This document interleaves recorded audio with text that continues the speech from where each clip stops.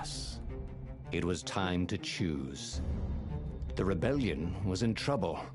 Ravens were scouting for the secret rebel base. They needed a game changer. Pieces of the Sky Ripper had surfaced. Or so a scholar in the mountains had told him. Surely the weapon that banished the lost gods could defeat the Emperor. Also, a temple had risen out of empty desert. The Iblis stone was hidden there. It was a dangerous artifact. It could corrupt its user into a bloodthirsty monster. Maybe he could find a way to use it, to take its power without surrendering to its wickedness. And also, his old friend Lupino needed rescuing. Of course, Renato had a pretty strong suspicion that Lupino had betrayed the rebellion. But could Renato really leave an old friend to the Ravens?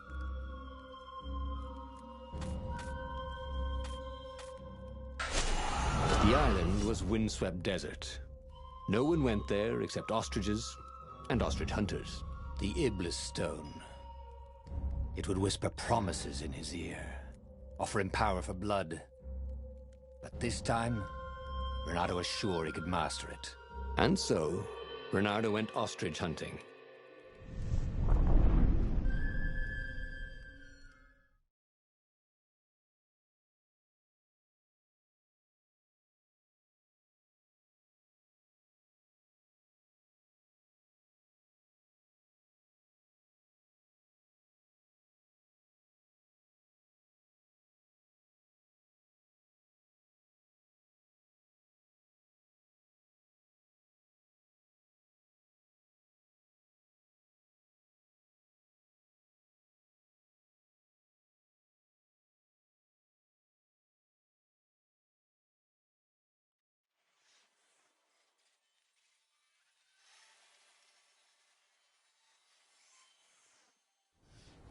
Every child could sing verses about the Sky Ripper, but ancient codices held hints of other things.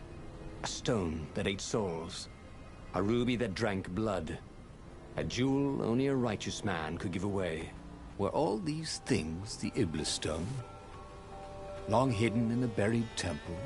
Another ancient item that was only resurfacing now? Drawn up from the deeps by the Emperor's horrific rituals?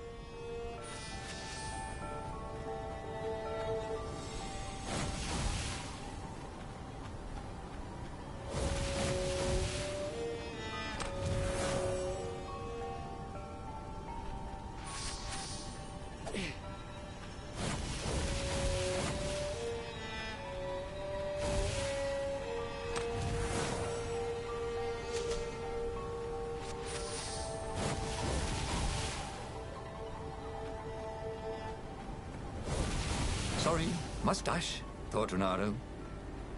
What was he doing here? Last time, the stone had fought him for possession of his own soul.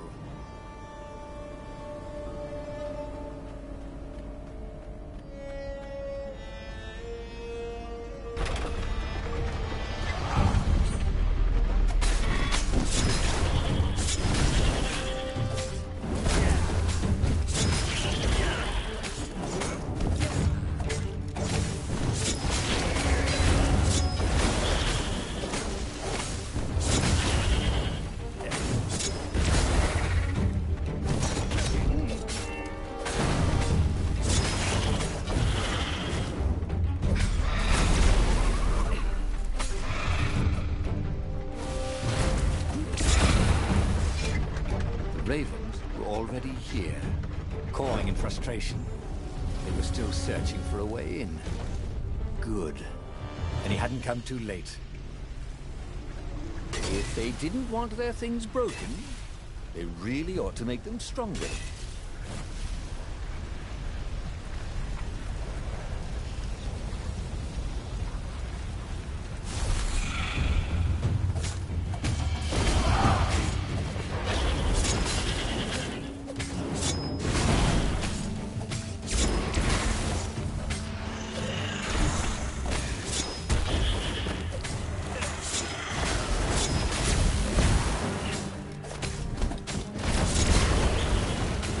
Burned fur. His.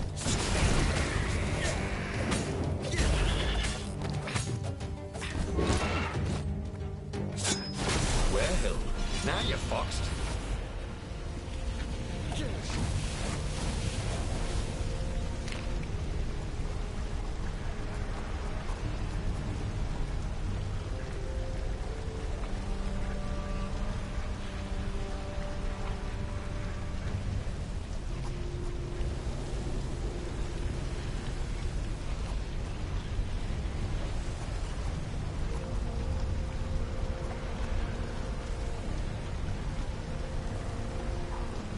This was way better than being able to shrink down to the size of an ant. What was that all about anyway?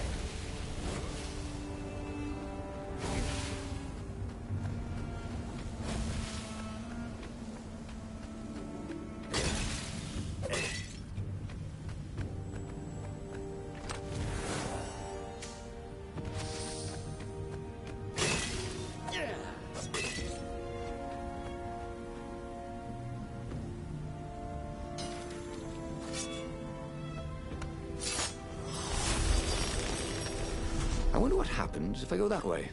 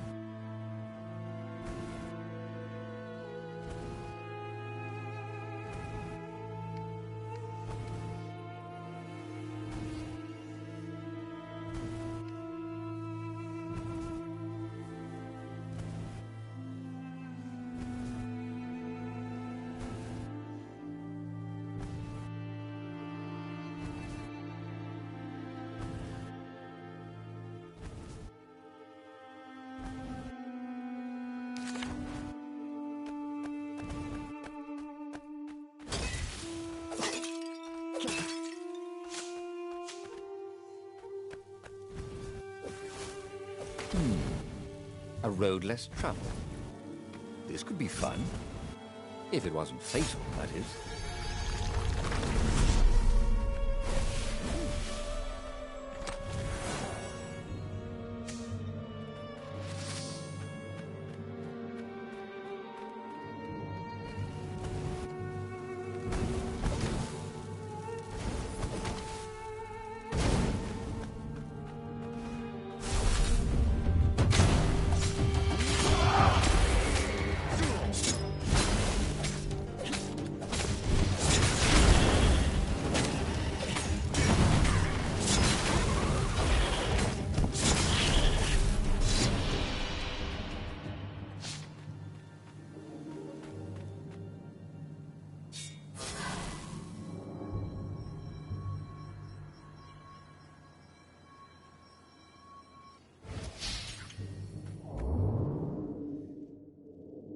There was an inscription, no spitting.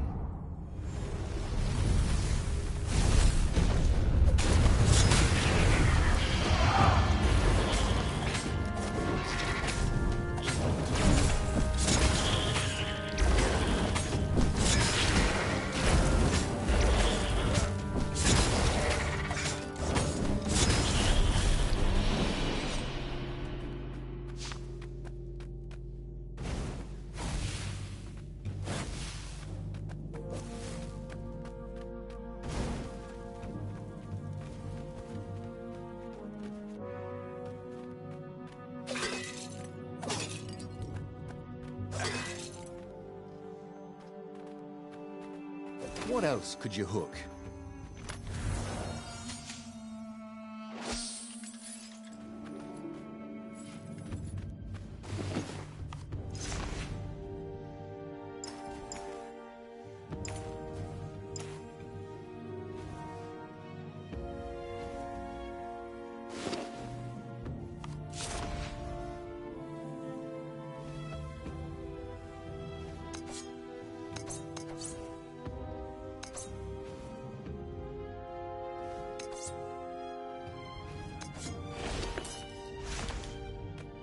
There had to be some way to use the Iblis stone. It was old, wasn't it? People are so much cleverer now. And Renato was pretty sure he was cleverer than most people.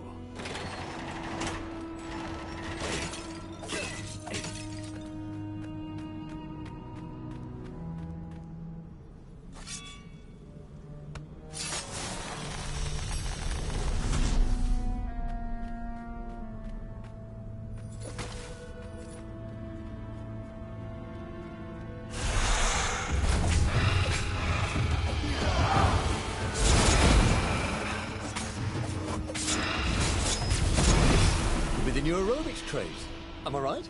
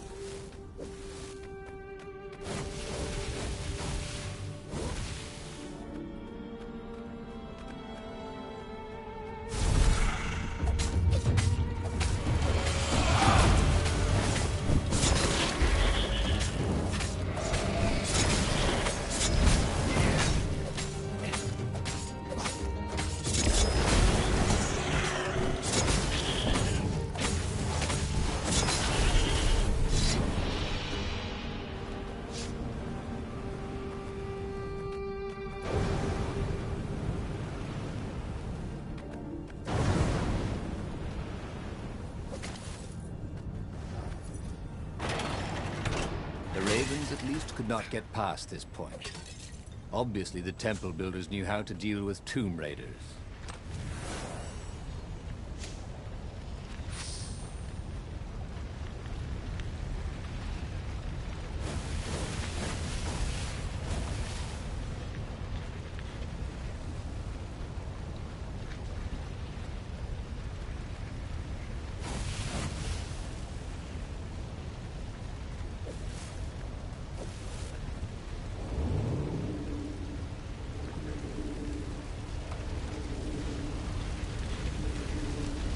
Renato hated cannon traps. Also, who reloaded these things anyway? He never figured that part out.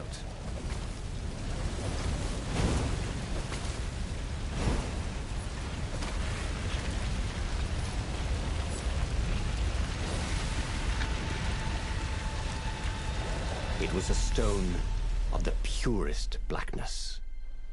It reflected no light. Like a void made solid. Nervous, he picked it up. I can make you mighty. Who said that? Give blood. It was the stone. Eager. Thirsty. Kill the Emperor's daughter. Now you. That seemed tempting and terribly wrong. Zenobia was the Emperor's greatest general and a potent witch. But they had been close once, and he had a sneaking suspicion the gem would try to control him. Why not capture the core of Skyripper instead? It was the eye of a lost god torn out by the transcendent Emperor to power his greatest weapon. "What's the core?" said the stone anxiously. But even though Renato knew how evil the gem was, he had a clever plan for dealing with it.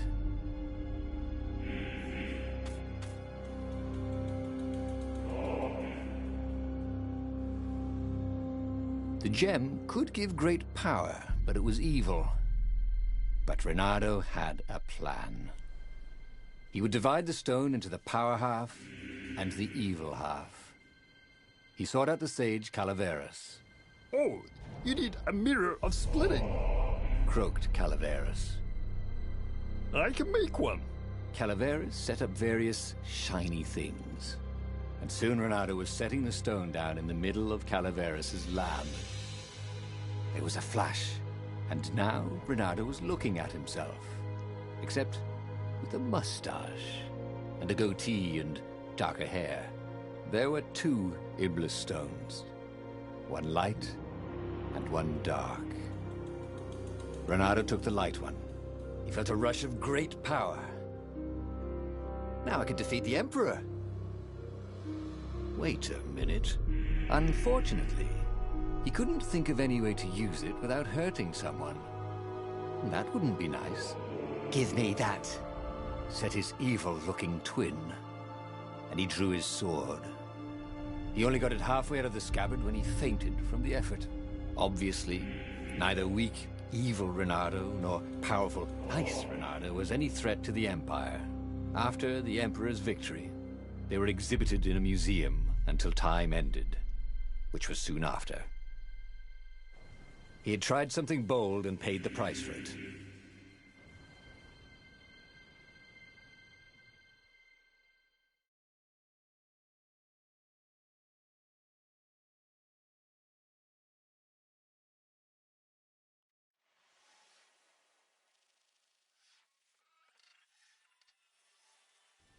Every child could sing verses about the Sky Ripper, but ancient codices held hints of other things. A stone that ate souls, a ruby that drank blood, a jewel only a righteous man could give away. Were all these things the Iblis stone? Long hidden in a buried temple, another ancient item that was only resurfacing now, drawn up from the deeps by the Emperor's horrific rituals?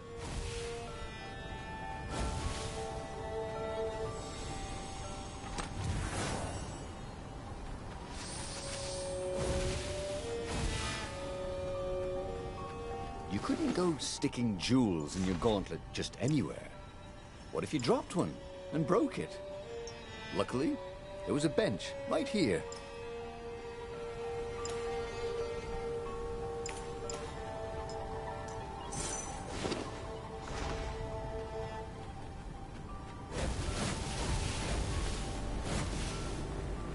What was he doing here?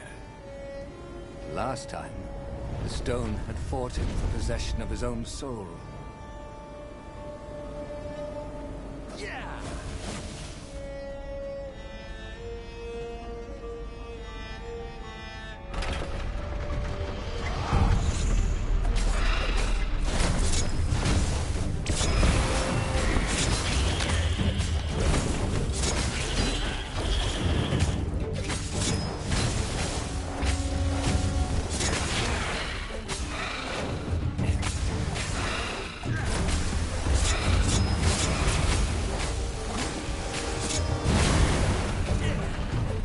Ravens were already here, cawing in frustration.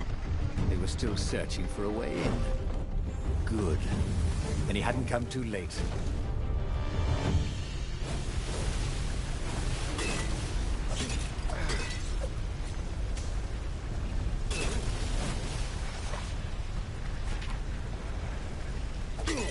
When Renato went to the china shop, for some reason the owner was always nervous.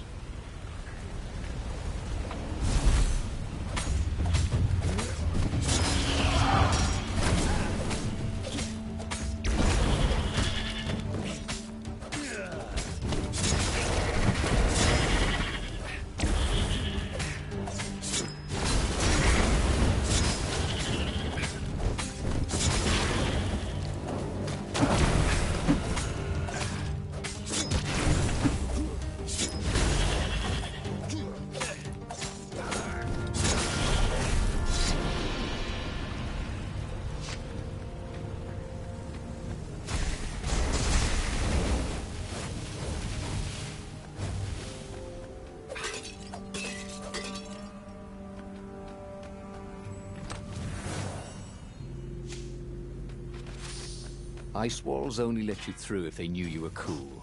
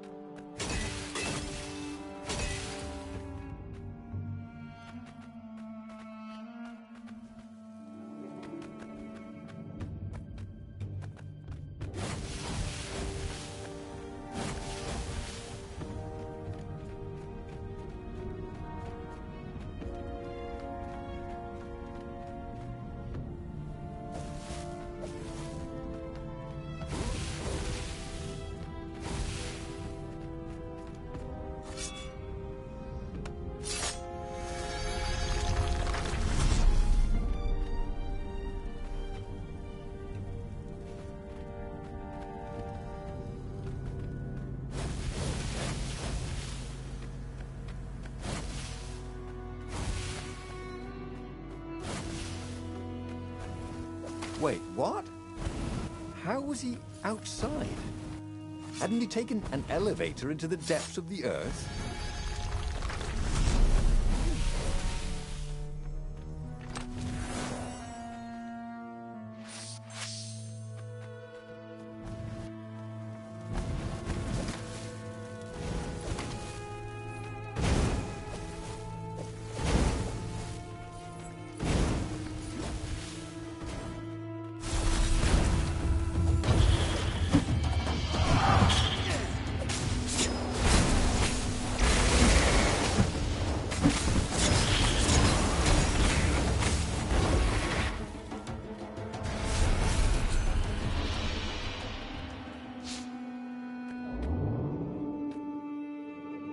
Building these platforms was so expensive, they'd run out of budget for guardrails.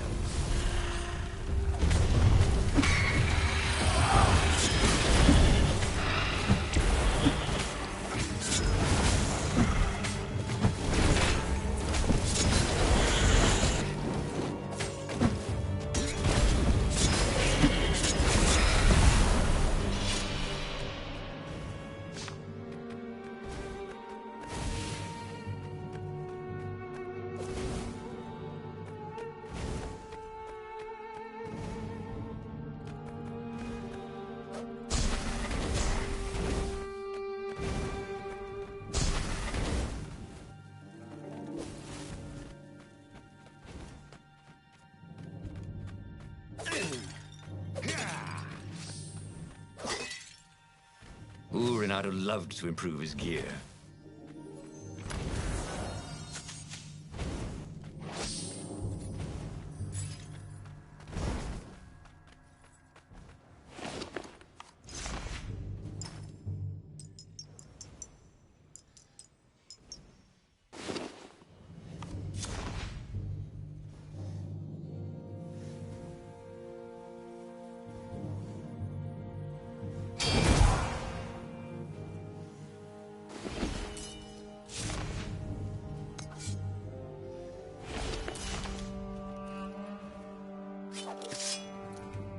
There had to be some way to use the Iblis stone.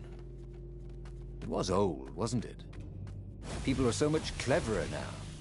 And Renato was pretty sure he was cleverer than most people.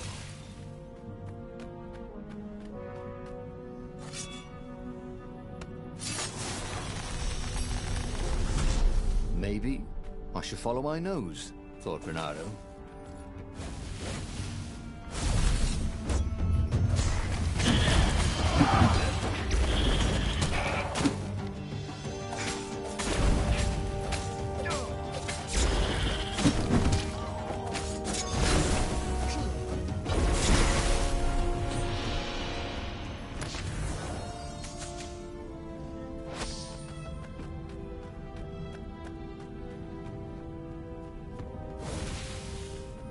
That was always a rush.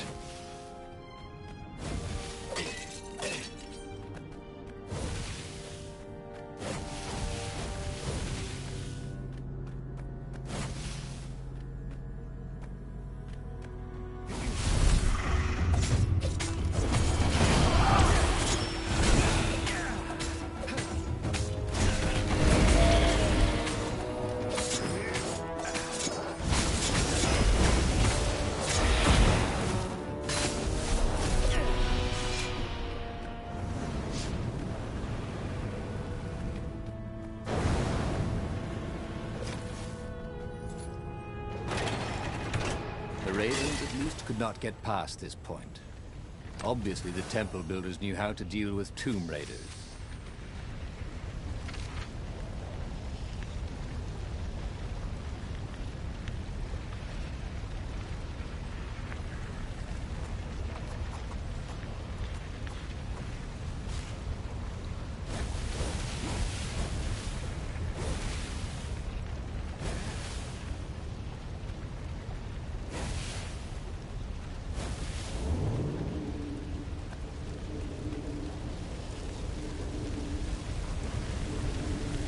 This wasn't actually such a hard puzzle, come to think of it.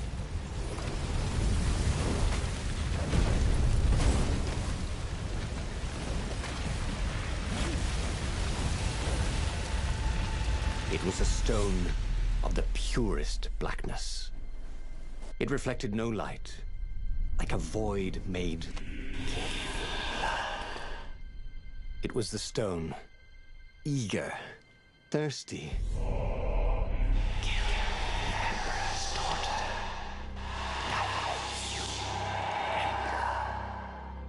That seemed tempting and terribly wrong. Zenobia was the Emperor's greatest general and a potent witch. But they had been close once. And he had a sneaking suspicion the gem would try to control him. Why not capture the core of Sky Ripper instead? It was the eye of a lost god torn out by the Transcendent Emperor to power his greatest weapon. What's the core? Said the stone anxiously.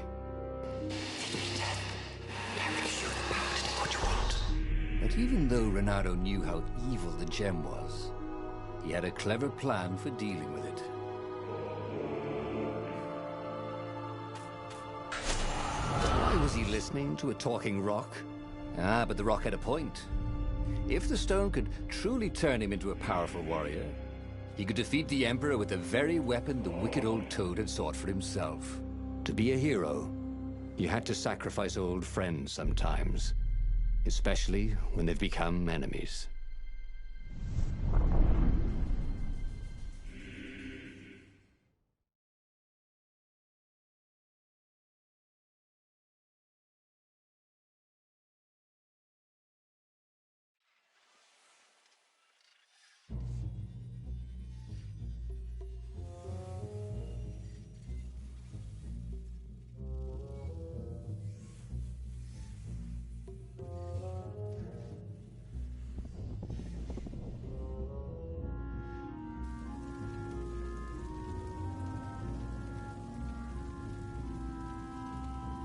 As he placed the impossibly black crystal in his gauntlet, Renato had a sudden vision.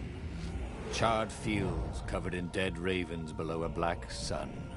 Was it the time of the lost gods before the Transcendent Emperor? Was it the future? Feed souls, it whispered. Take the power. He could feel the stone's hunger for souls. Its thirst for blood. All right, I get it. This was going to be interesting.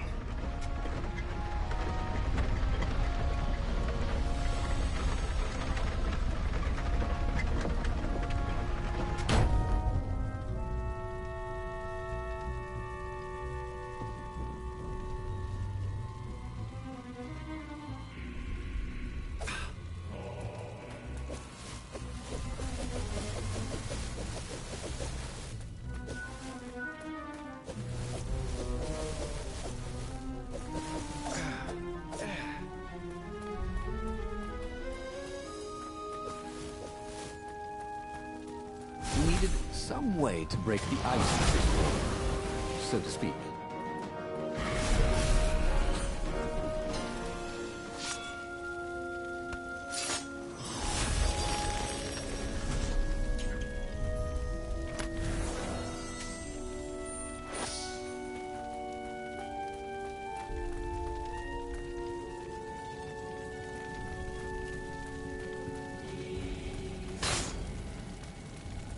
These things could really use a hand.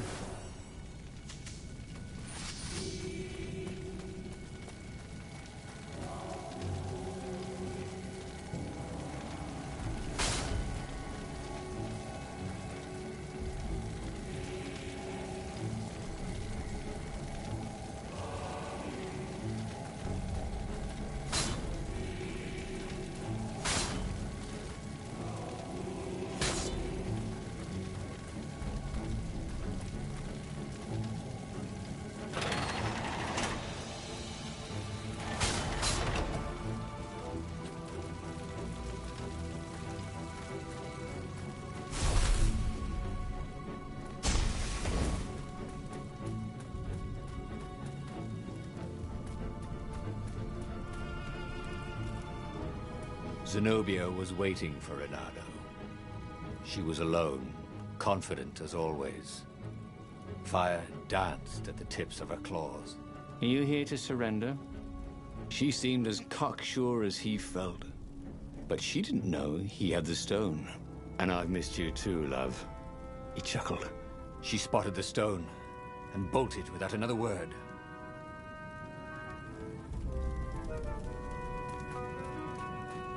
Where was a workbench when you needed one? Oh, never mind.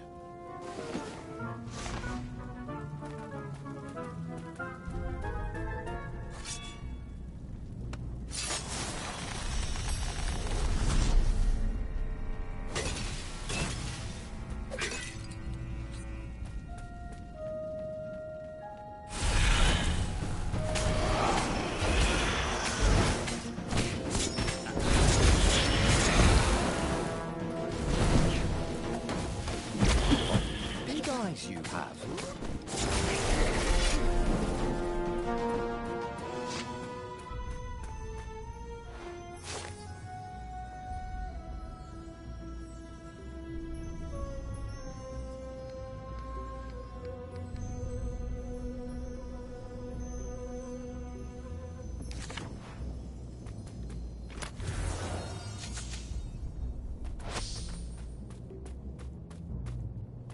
Well, they really needed to redecorate anyway.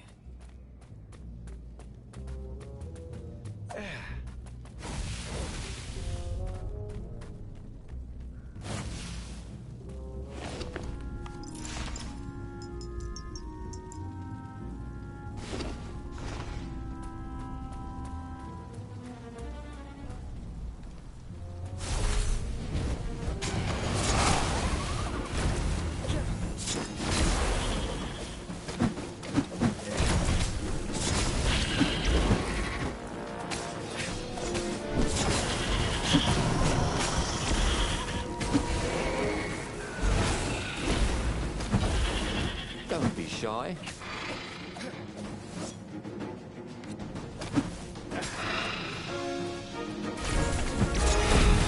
The ravens on Zenobia's island were no match for Reynardo. They screamed as the stones sucked out their souls. And with each death, he felt stronger. Take the power, the stone told him.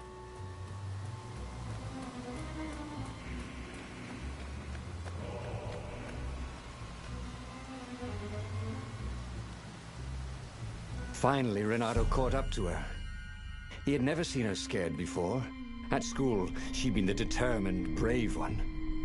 Now her eyes were wide, frightened. He didn't like seeing her this way. Kill her, whispered the stone. You cannot win your rebellion without it. Please. No, said Zenobia. Not that way. Oh, they had been so close once. Could he really feed her soul to his demonic gem? But if he spared her, he would not get the full power of the stone. Oh, how could he be the hero he wanted to be?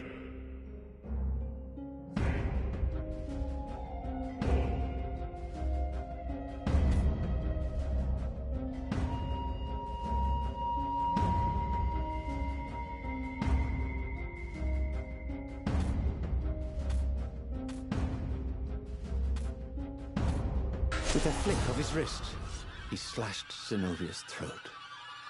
Her eyes widened even more. And then the light went out of them. Reynardo felt amazing. Power was rushing into him like water from a burst dam. Oh, such brilliance, exulted the Iblis stone.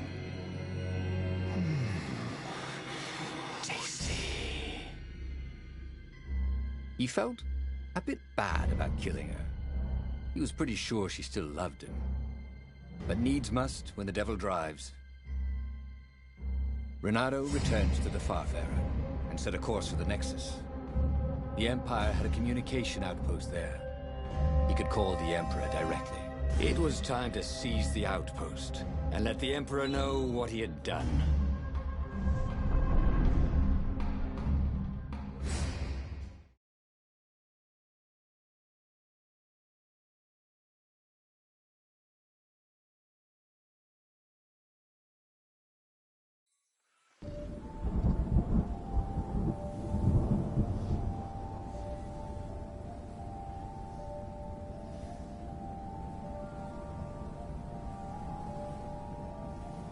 The Nexus was beautiful.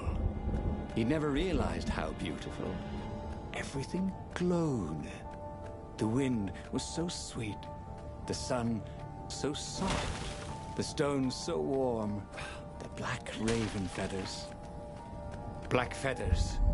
Suddenly, his eyes are filled with them. He's falling through smoke, under a dead sun. A voice calls him home. Is this a vision? Whose? Is this the time of the lost gods? Or the future? No matter. What mattered now was killing his way to the Imperial outpost and challenging the Emperor from there.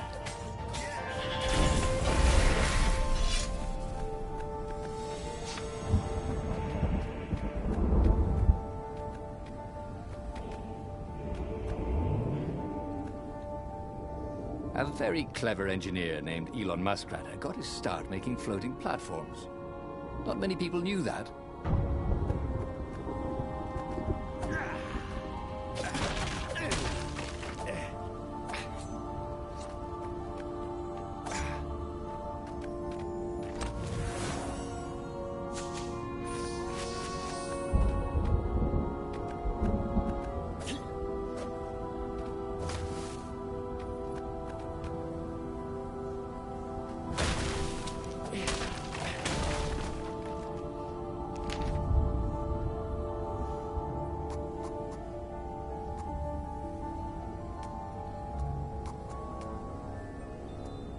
Cool. Wish I could do that.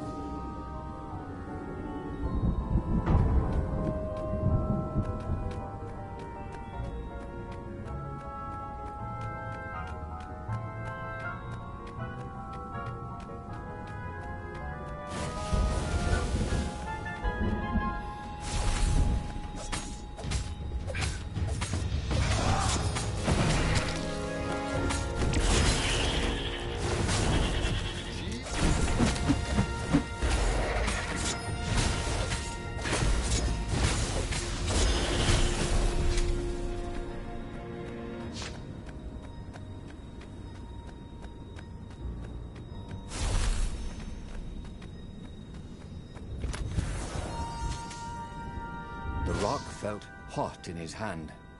He could feel its secret power.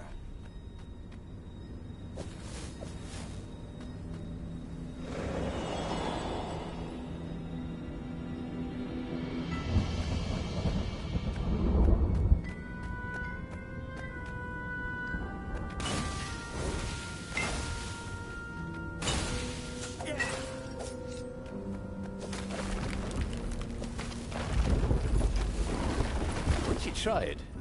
You're hooked. Up ahead was Lapino. What was he doing here? Bernardo! Hey, buddy! Hey there, old buddy! Please don't kill me! Why would I kill you?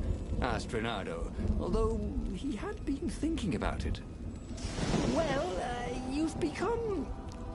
no, I mean, no disrespect at all here. Kind of evil? Maybe you should, I don't know, go to the mountains to have a think. See if maybe you're sure the stone is not all that healthy a thing to keep. I suppose you wanted, Bernardo said, and poked Lapino in the chest for emphasis. Oh, had he just killed Lapino? Oh, damn it.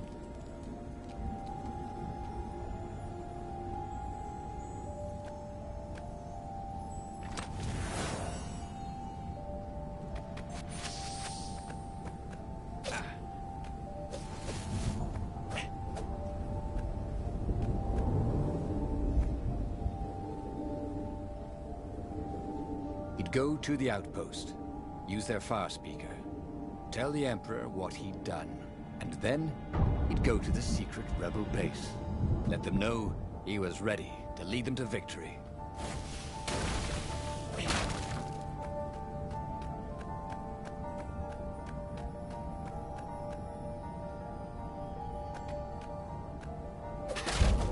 There had to be something useful in these things, didn't there?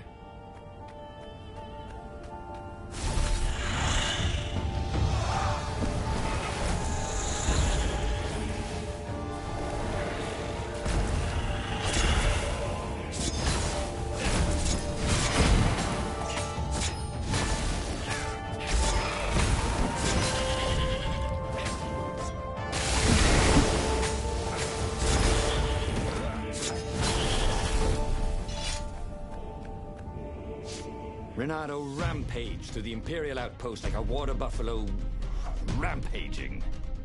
At the last moment, he remembered not to kill the far speaker toad. After all, he wanted a word with the Emperor. But there was only silence. The Emperor was scared, like little girl. Well, he would gather the rebel army and slaughter the Imperial fleet. Applauded the Iblistone. Tremendous. Then the Emperor would have to answer his far speaker, wouldn't he? Who are you?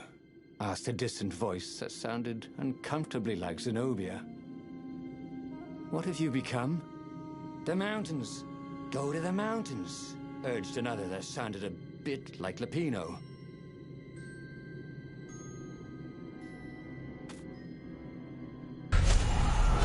Called the Rebel Council to let them know to gather their forces. Then he killed the far speaker toad. Why? Oh, because to make sure his sword was sharp. Oh no, that's awful. So no one else could use it. Yes, that's it. Then he set off for the ruins and the secret rebel base.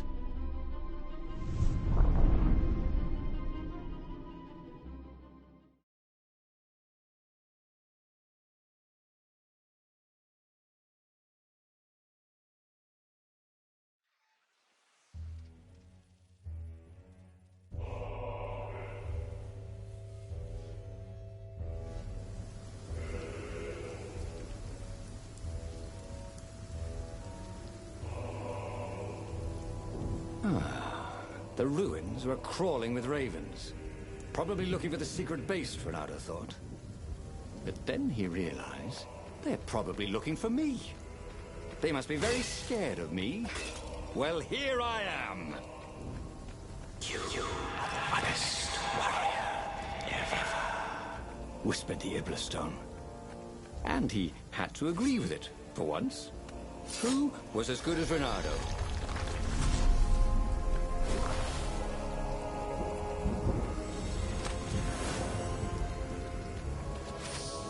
This chest was really horrible. Get it?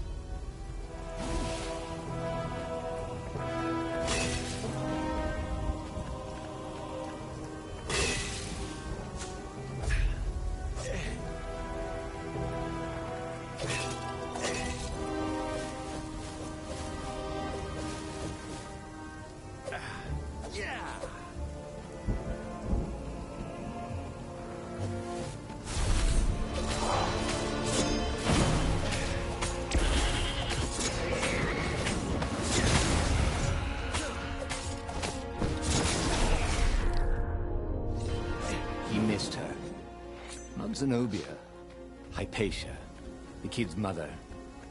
Renato had never thought he'd date a librarian. He'd always figured himself for the barmaid type. But then, he'd never figured the library of Ubar would have comic books, or that Hypatia would know anything about them. He missed her.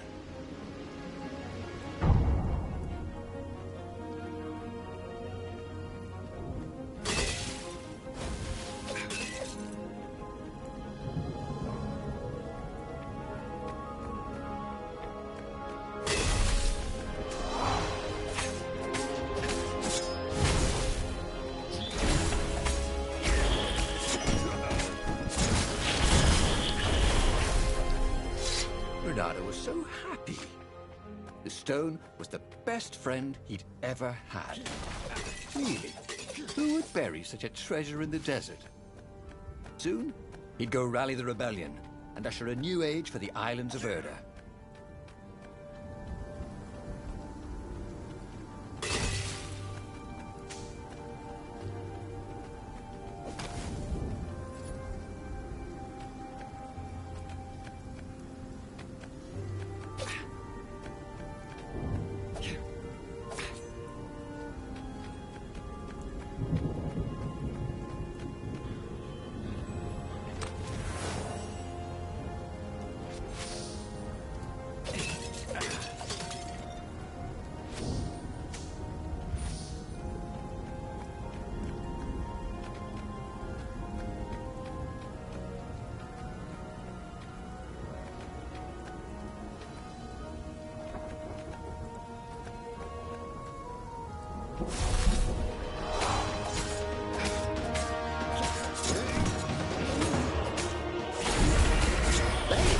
Welcome to Earth. Renato told the corpses. It was something he'd seen in a play once.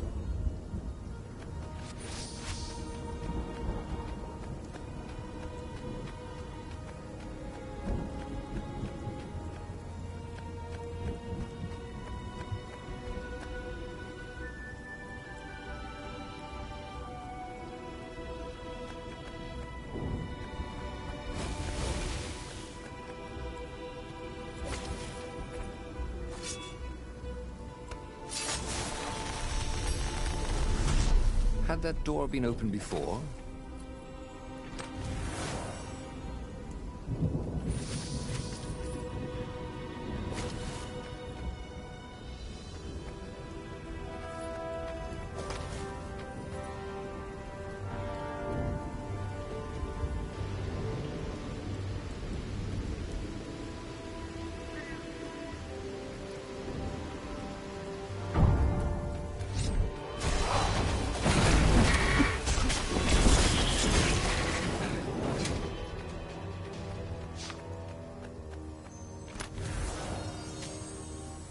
His sword food teacher used to say power gems were cheating.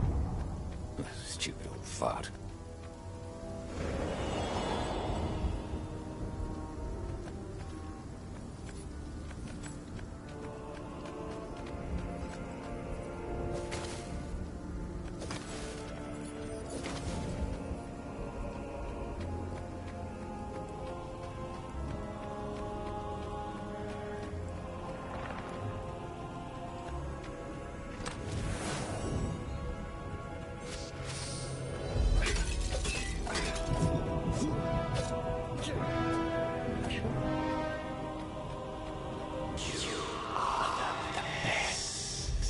Urged the stone. Let me make you an emperor. Come to think of it, Renato thought as he put down another raven, why shouldn't I be emperor? How did anybody get to be emperor anyway? By making war. I mean, not counting the transcendent emperor, obviously, who had banished the lost gods and started time. Yes, he should be emperor. He would make a great emperor. Right, Stone? Oh, right, boss.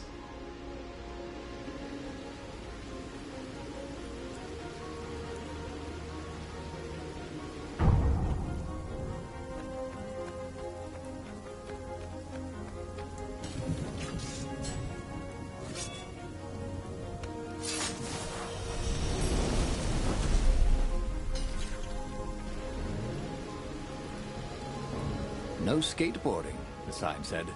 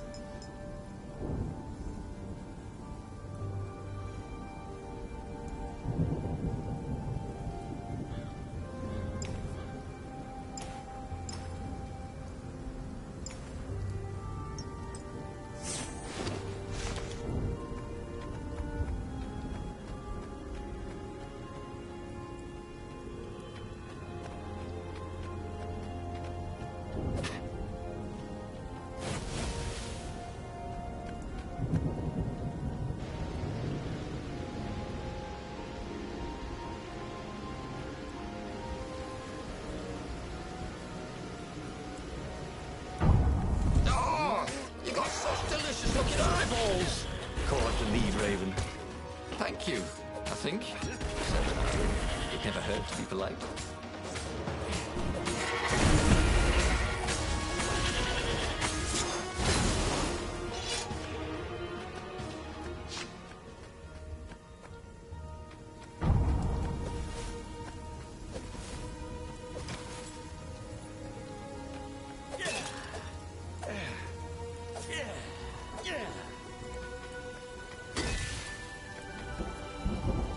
He wished there were more pylons he could use the hook on.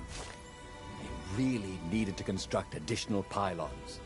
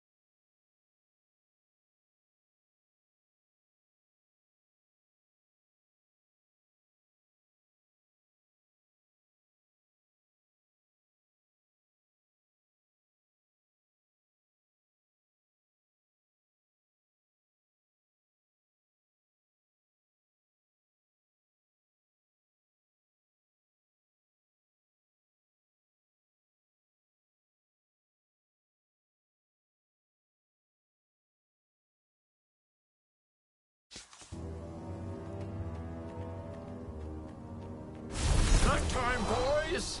Hold the lead, Raven.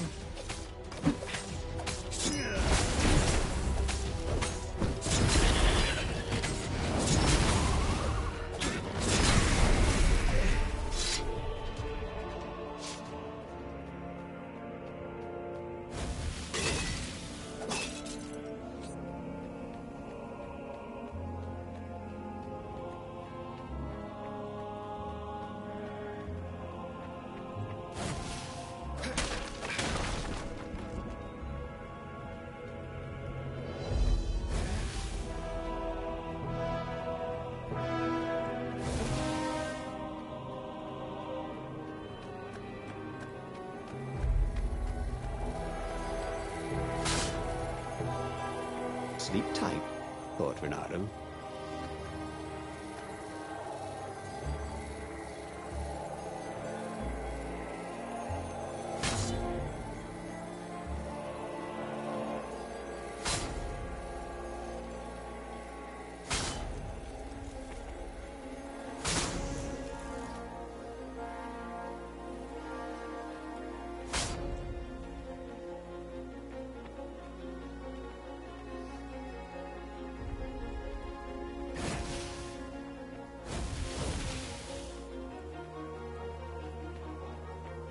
What was the point of this gate? Did they think no one would notice the lever? The long stairs. So he was close to the rebel base. Nothing was on fire. So far, so good.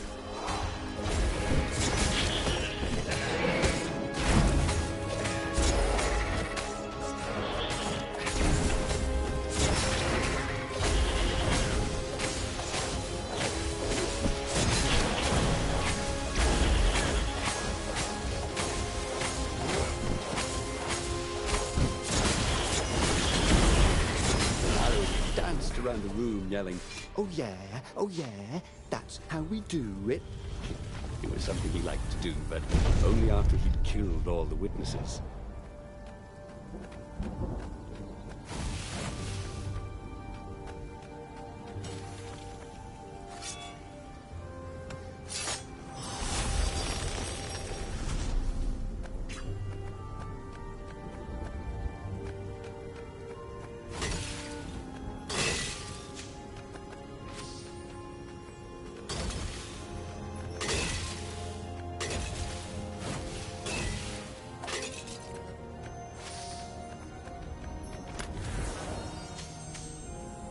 The right jewel could really give you an edge. The wrong, well, it still looked pretty, didn't it?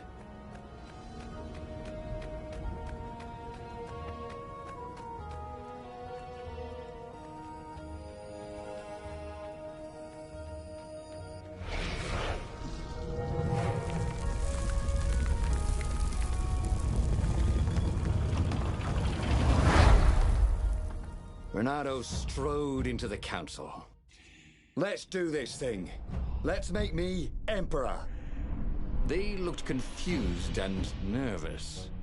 Ah, had he mentioned the emperor thing? Yeah, he'd meant to bring that up later. I mean, let's go win this rebellion. He waved his sword around encouragingly.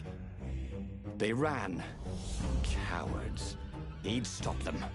He cut down a few to inspire the others. But soon, there was no one to cut down. Well then, he'd have to attack the fleet alone. More for me, he said. Unless it was the stone that said it. Traitors. Traitors, all of them. They'd run rather than following him, rather than cheering him. What should he do to the cowards? Anything he wanted to. After all, he was a true hero, the best warrior there ever was. No one could stop him now. But first, finish him. The Emperor, that is.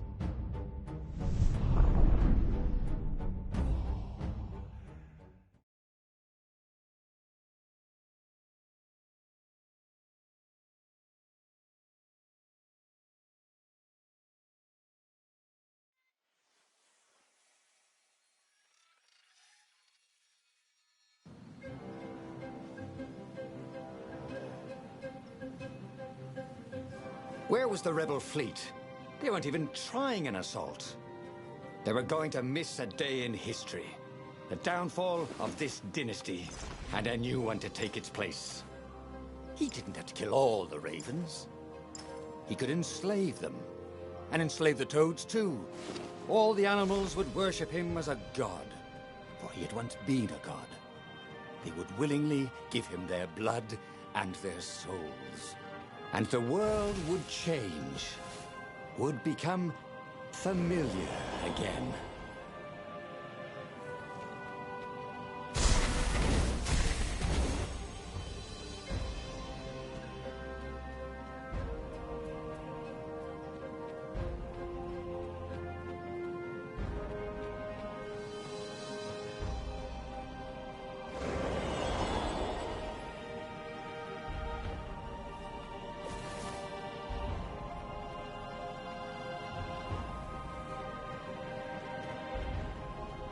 What was really fun was hooking yourself onto a moving ship.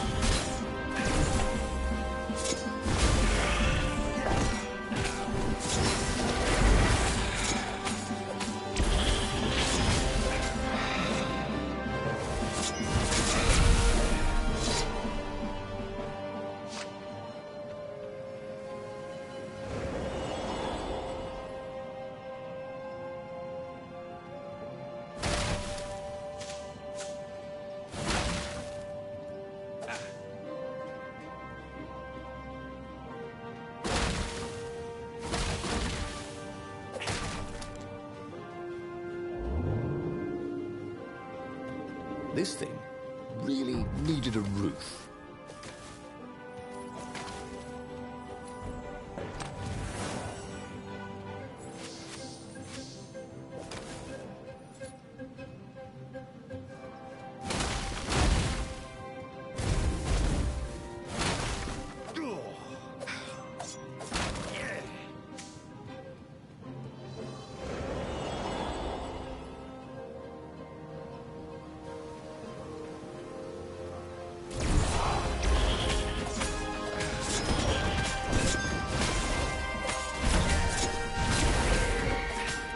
Ravens didn't smell any better dead, I'd have thought.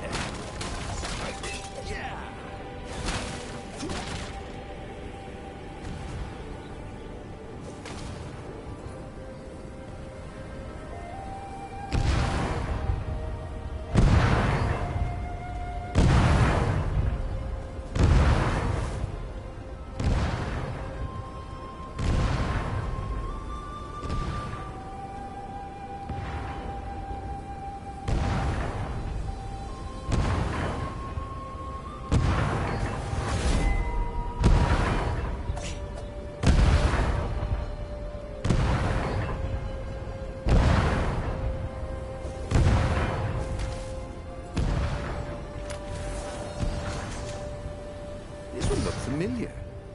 Had he lost this one in a card game? Welcome back, he thought.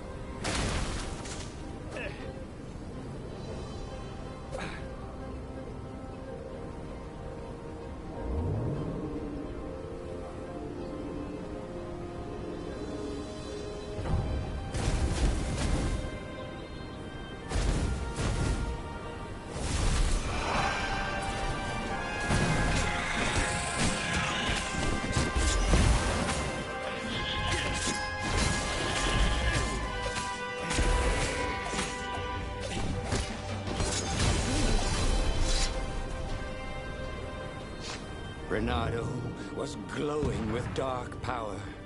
Already the sun had dimmed. He could do anything, he realized. He could wrap the island safely in smoke again. He was beyond a hero. He was going to become a god again. How odd, he thought, that the Iblis Stone had nothing to say about any of this. Well, no matter. Once he killed this petty Toad Emperor, he would bring back the Black Sun.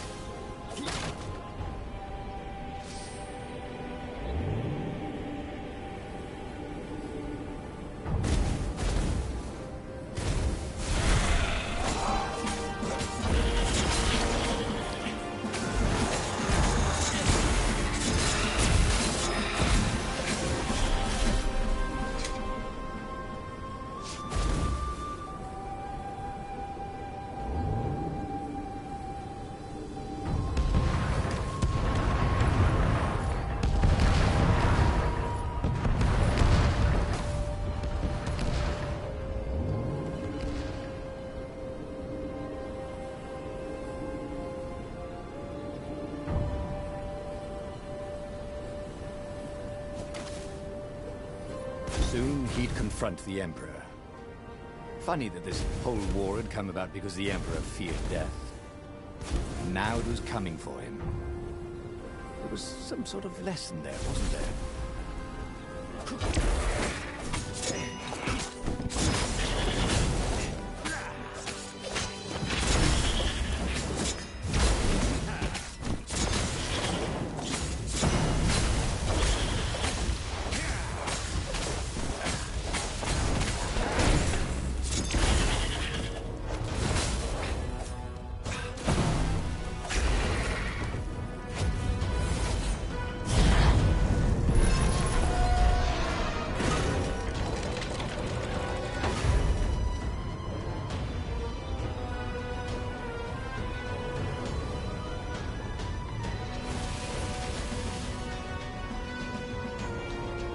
He found the Emperor and the Council huddling by his ship, plotting. They saw him and cowered before him. Back to hell, fiend. Croaked the Emperor desperately. In the name of the Transcendent Emperor! Croaked the speaker. They held some arcane items he didn't recognize. He simply flexed his will and sucked their souls out of their bodies. And Iblis exulted. It is finished. And the void that had been a mere stone on a sword expanded. It stretched and ripped like a vast womb. And a gaze, black and pitiless as the sun, passed through the void into the land. And so time ended. And he hadn't learned anything new this time. He'd done the same thing twice, yet expected a different outcome.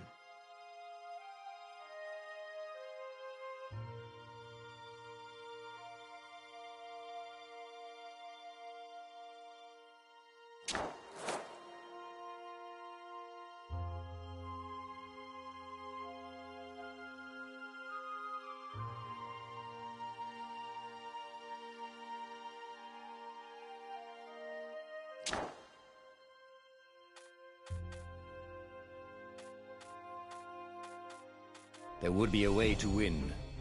Reynardo could feel it. He'd have to explore choices he'd never made before he could figure it all out, though. And with that, the book's pages fluttered to the beginning once again. And he fell. The clouds parted over the Isles of Boreas. It was time to choose.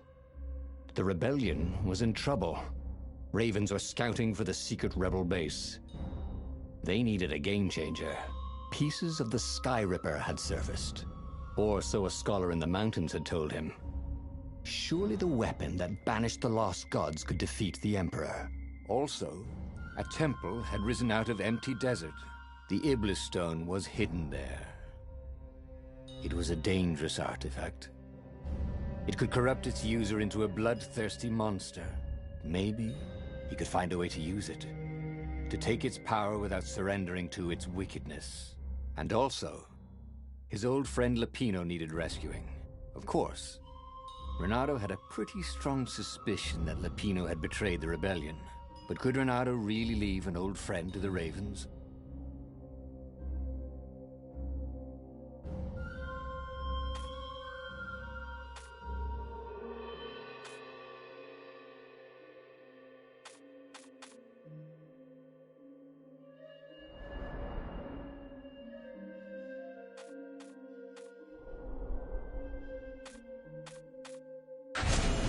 Every child knew about the Sky Ripper. The Transcendent Emperor had buried its pieces. What could have brought them to light?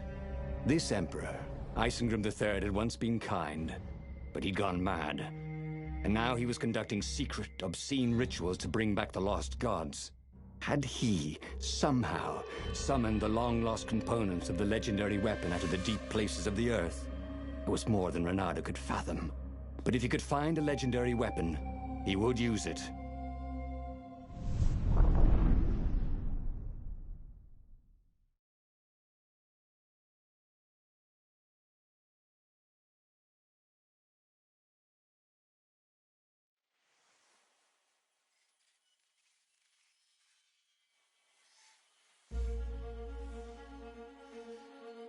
As he set foot on the island, Renato couldn't help feeling a bit curious.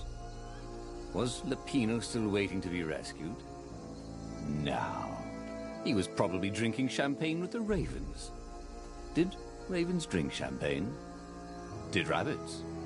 Renato felt oddly thirsty, come to think of it. Why had he chosen the Sky Ripper? Renato never made plans that required constant vigilance. He was a hero. He didn't think too much. He just went with his gut and hoped it all worked out. The Sky Ripper was a long shot. He'd have to devote himself to it. No side journeys, no rescuing old friends. That was against his nature. Could he stick with it?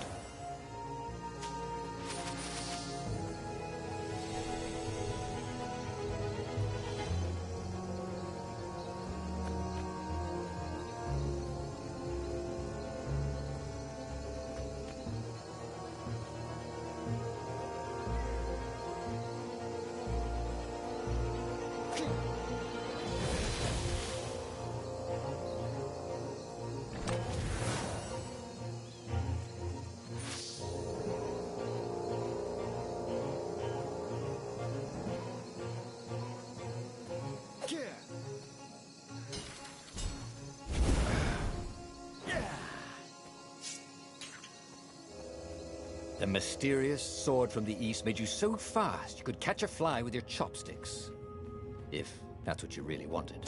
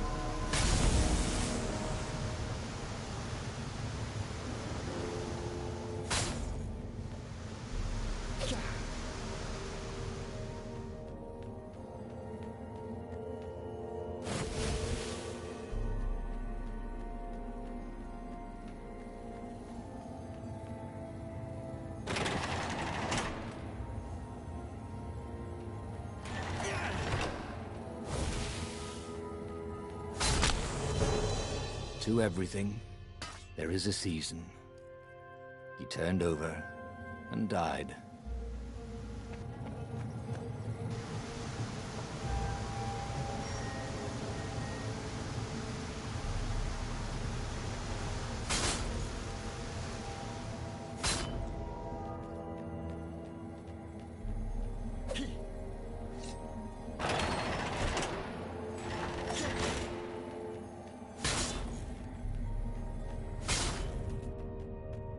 You blinked.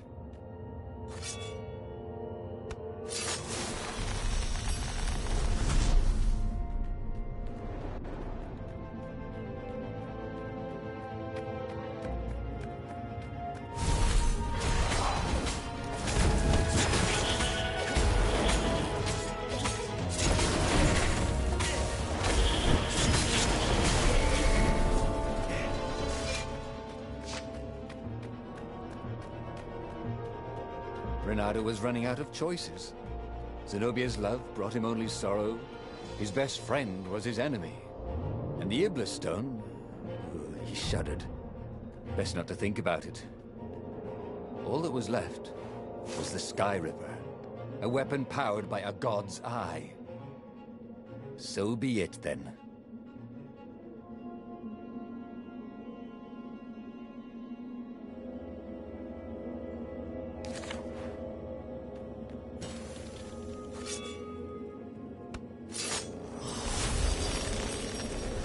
You never knew where the road would take you, thought Renato.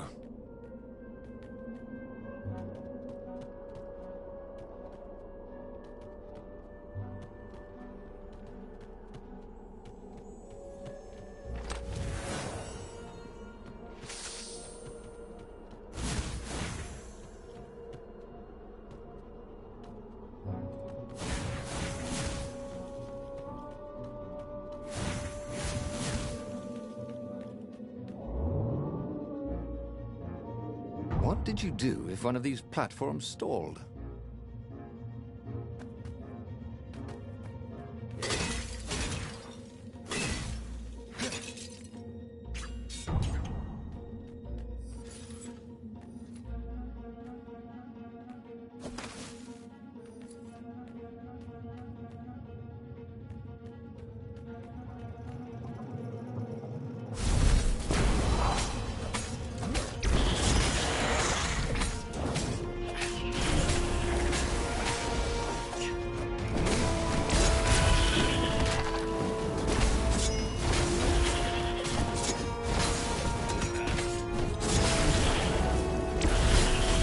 Was.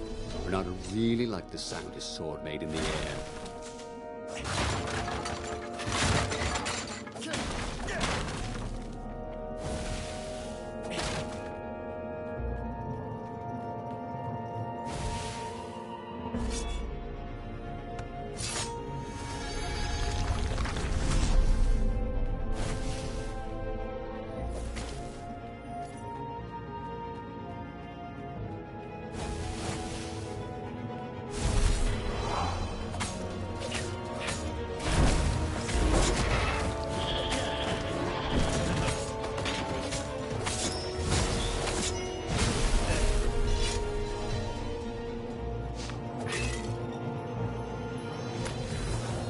Ooh, sparkly, thought Renato.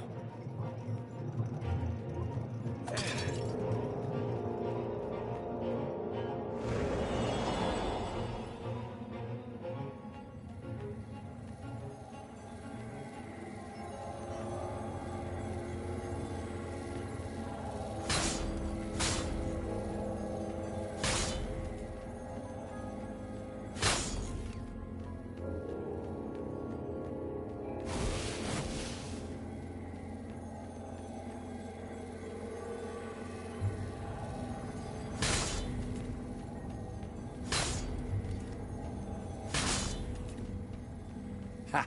Bet you never saw that coming.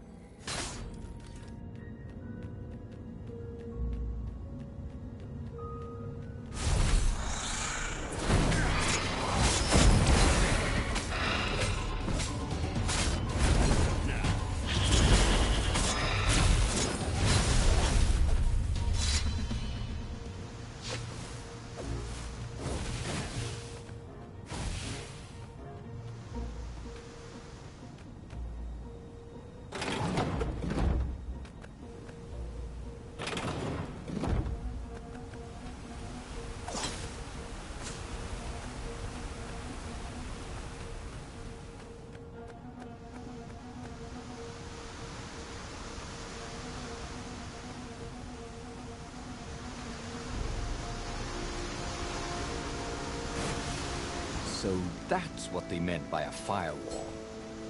What unlocks a firewall?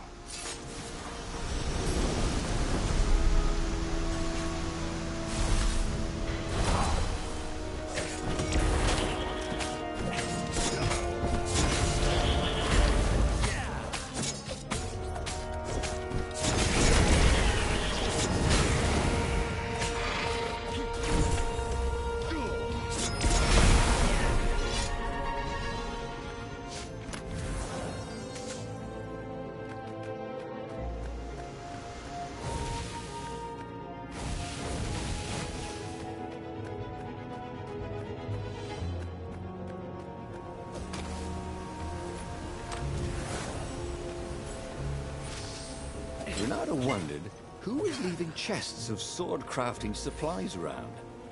He wanted to thank him.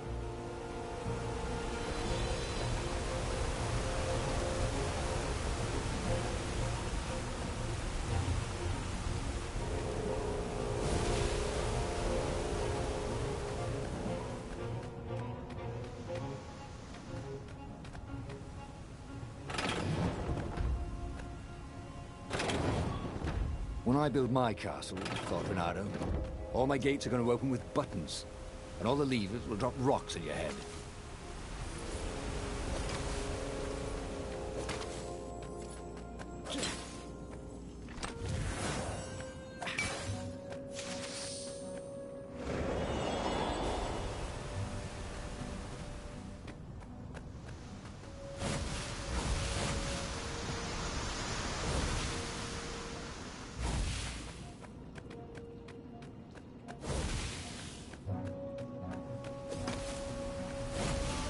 I'll just have a dash, thought Renato.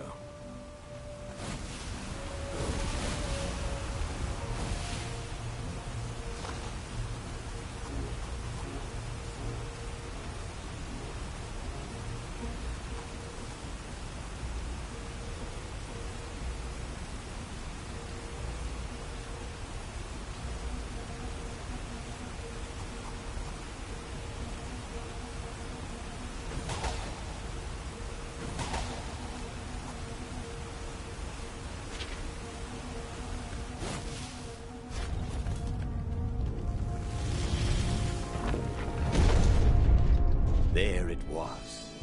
Skyripper's armature. The stuff that dreams are made of. Engineers' dreams, anyway. The device was intricate. No one alive had the skill to make a thing like it. How was it part of a weapon at all? He'd have to ask a scientist, but first, he'd get the second piece. Skyripper had a heart, a core that had come to rest on the next island. Well, there was another island he could reach. Zenobia had just invaded it with her father's Raven battalions. She must be encamped there still. But fighting Zenobia now, that made no sense at all. He'd already sacrificed one friend to get this armature, was it? He didn't need to hurry to face her. She would find him.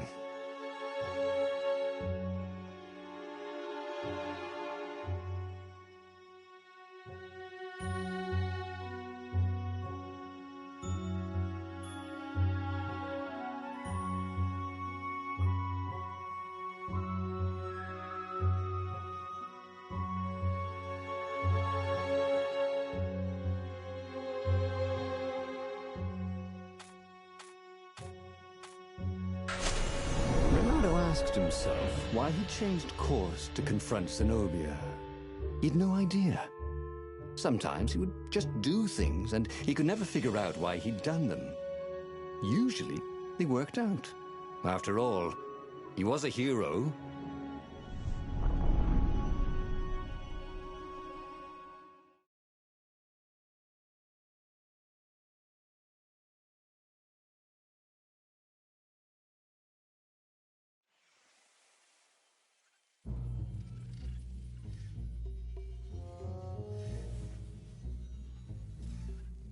The truth is, though, he wanted to see her, wasn't it? It had been a dozen years since Swordfu School. He'd followed every rumor about her, every scrap of news. Not that he still loved her. After all, she was his enemy. No, it was solely because know your enemy. All right, maybe he should stop pretending.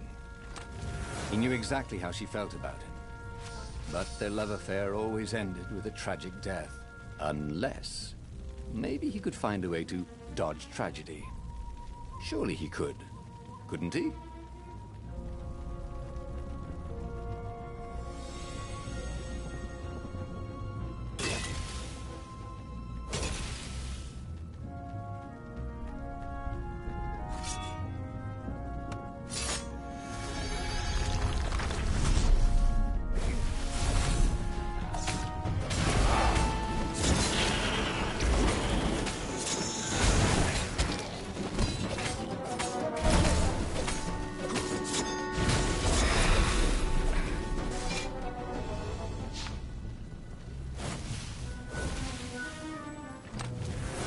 There were a lot of shiny, smooth, curved with leather, buckles, and kind of smelled, You know what? Never mind. Yes, there was also ore and other useful stuff. Let's focus on that, shall we?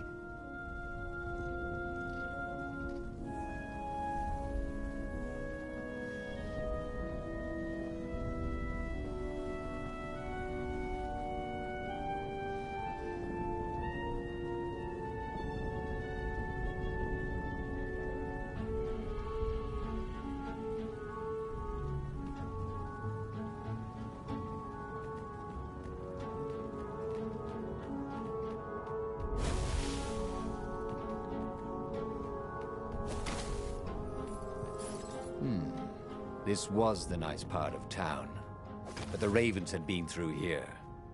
They like to take shiny things home to their nests.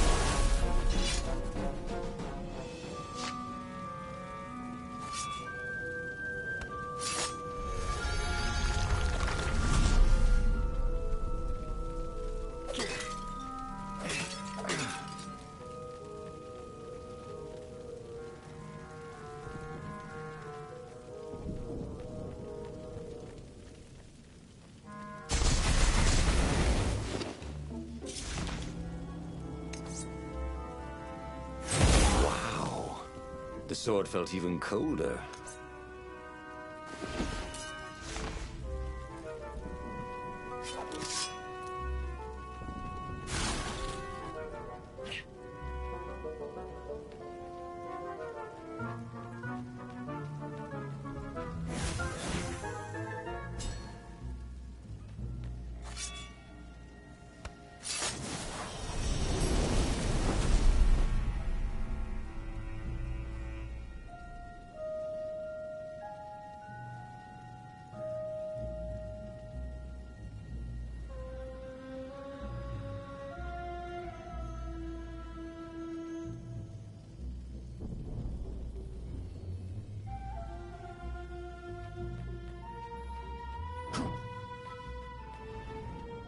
Renato really didn't want to become shawarma, or shish taouk for that matter.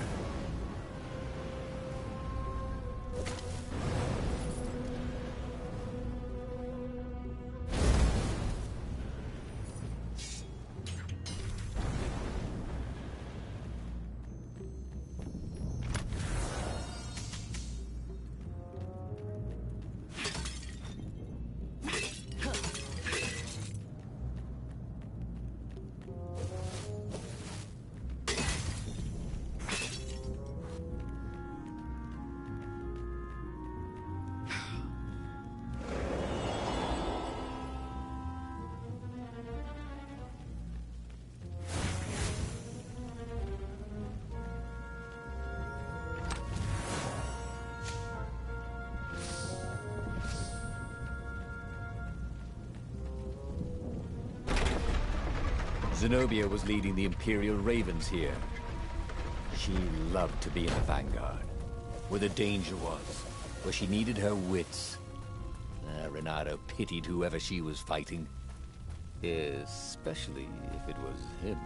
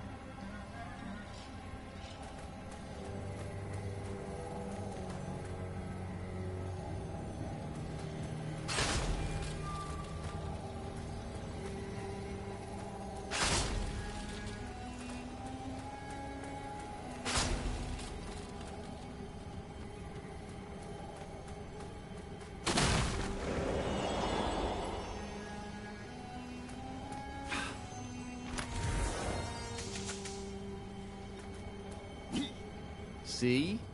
With enough leverage, you could go anywhere. Renato wasn't entirely sure how he was going to capture Zenobia. She'd be expecting him. And he didn't have Lapino to cook up a clever plan. Why was it again that he hadn't got the core?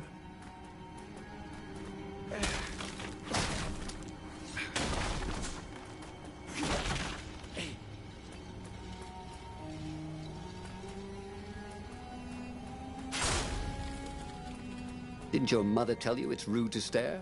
Snapped Renato, a little smug.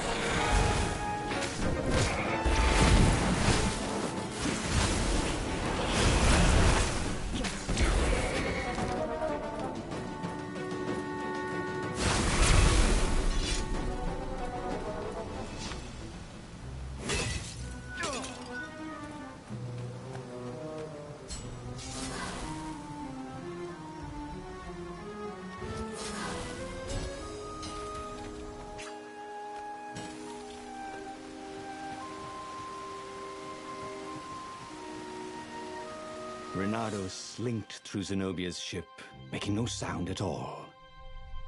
Where were her guards? Finally, he reached her bedroom. She was curled up on her bed. Oh, he'd forgotten how beautiful she was. How sleek, how soft. He tapped her on the shoulder with his sword. She vanished. And he suddenly noticed he couldn't move except his mouth. In fact, soon he couldn't keep his mouth shut. He told Zenobia everything. Skyripper, the Iblistone, even where the secret rebel base was, until he was hoarse. It was some kind of truth spell. A talky truth spell. She called her father by Farspeaker Toad and filled His Majesty in. But why didn't he get the core? Croaked the Farspeaker in something like His Majesty's croak. Because I missed you, darling. Renato grinned. He doesn't even know why, Frowned Zenobia. That makes no sense. It's a trap, Shouted the Emperor. I'll meet you at the outpost, and I'll bring my interrogators. If Renato came face to face with the Emperor, maybe he could assassinate him. But maybe it would be smarter and safer to turn Zenobia against her father.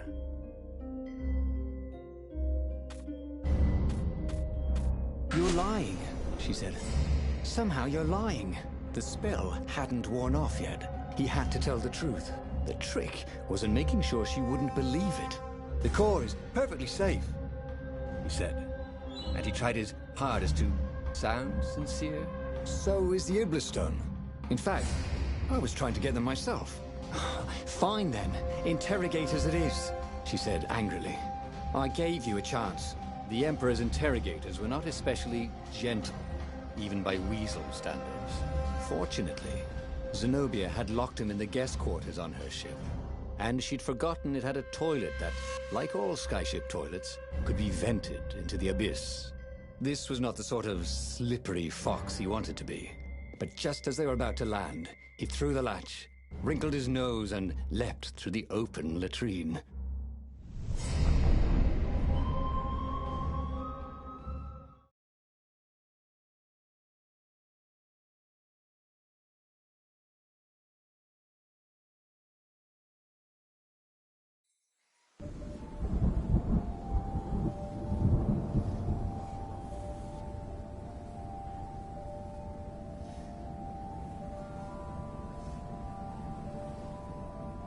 It was a short, safe landing.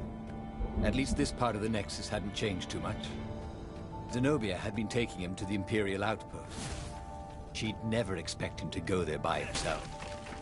Well, maybe she would. You never knew with her.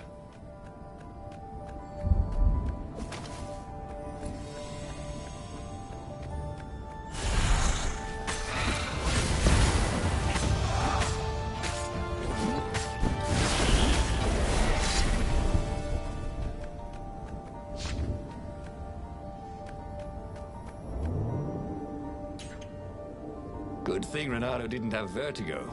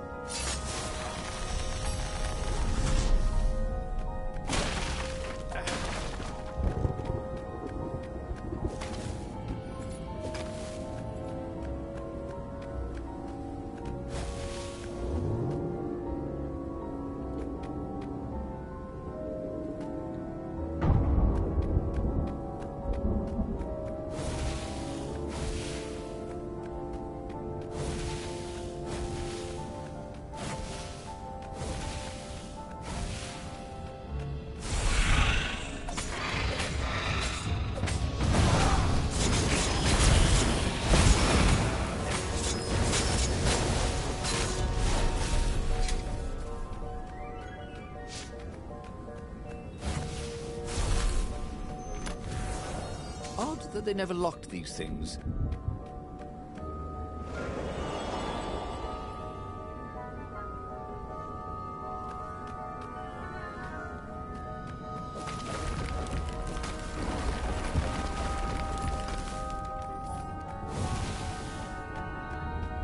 Bernardo knew Zenobia, and Zenobia knew him. She'd suspected a trick. Now he'd vanished. She would probably guess that was his plan all along. Perfect. Maybe she wouldn't use the Sky Ripper. At least not without taking it to the scientists at the observatory first. Meanwhile, the Emperor would be coming to the outpost personally. This could be good.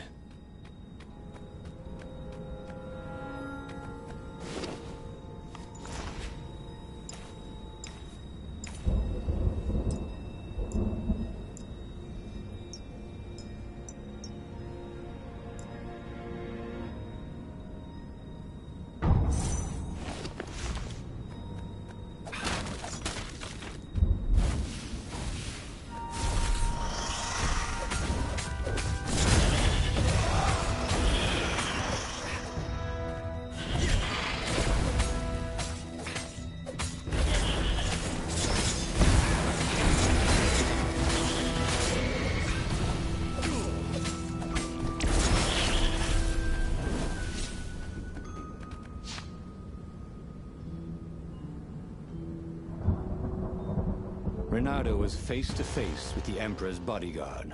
They looked very tough, but the Emperor held them back. Oh, where's my daughter? And how would I know that? Renato grinned at him. She lured me here so that you could kill me, didn't she? Ah, don't be ridiculous, said Renato, trying his best to sound convincing. She loves you. Oh, I knew it. The rabbit told me I couldn't trust her. The Emperor hopped out the door. His phalanx of bodyguards retreated carefully. Renato heard someone call, "Arrest her!" as they left. Well, that's a job well done, thought Renato. Now the fleet would be in all sorts of disarray. But maybe he could find her in the mountains. She always used to go to the mountains to hide from the world.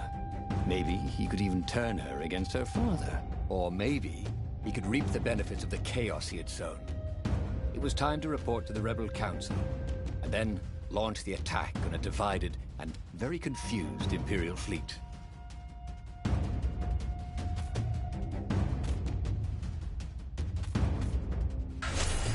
Renato felt very clever indeed. He'd told the Empire nothing but the truth, and now they suspected everything and everyone. So, why are you going to see Zenobia? He asked himself. It's not just a gloat, is it? No, of course not. Now, turning her against her father was good. It was very good. If she would actually join the rebels, that would be spectacular, right? That was definitely what he was doing.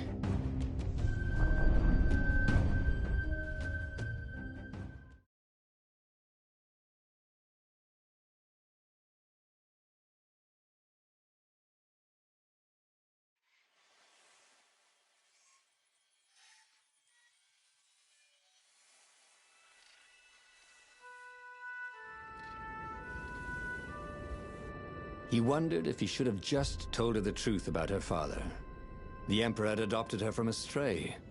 That was the source of all her loyalty. But even then, he'd been dreaming of a bargain with the lost gods. They alone could make him immortal. The Emperor would have to seal that bargain with the life of someone who truly loved him.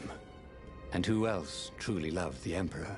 But how could Renato tell her that now? Why would she ever believe him?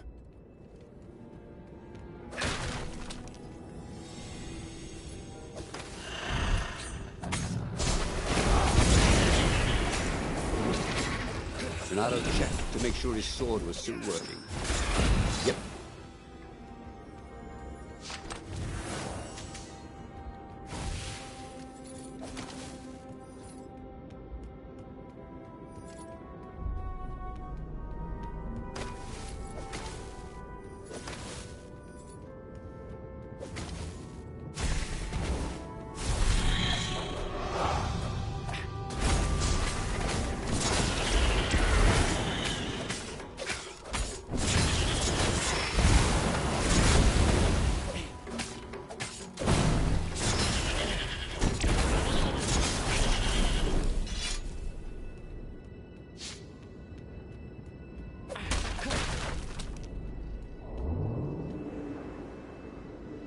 This was much easier than free climbing.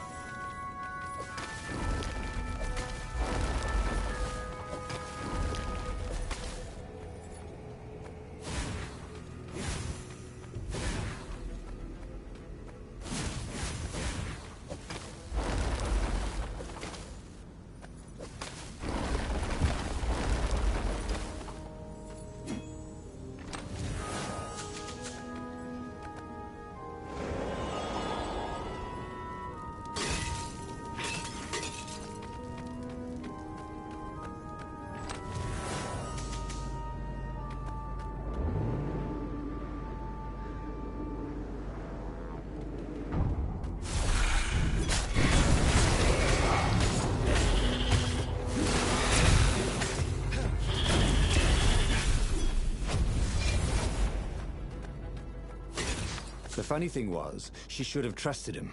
He told her the truth, the whole truth, and nothing but the truth. Oh, all right. The truth was, he'd played her like a fiddle. And how often had he ever done that? She was so smart. Smarter than him, really.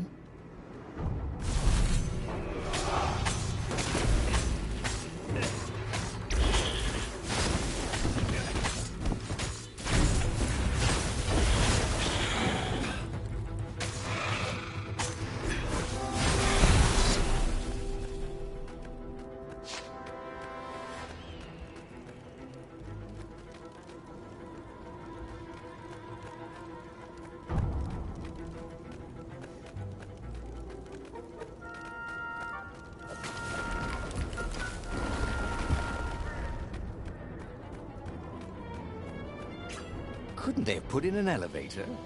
Or a giant eagle? Or something?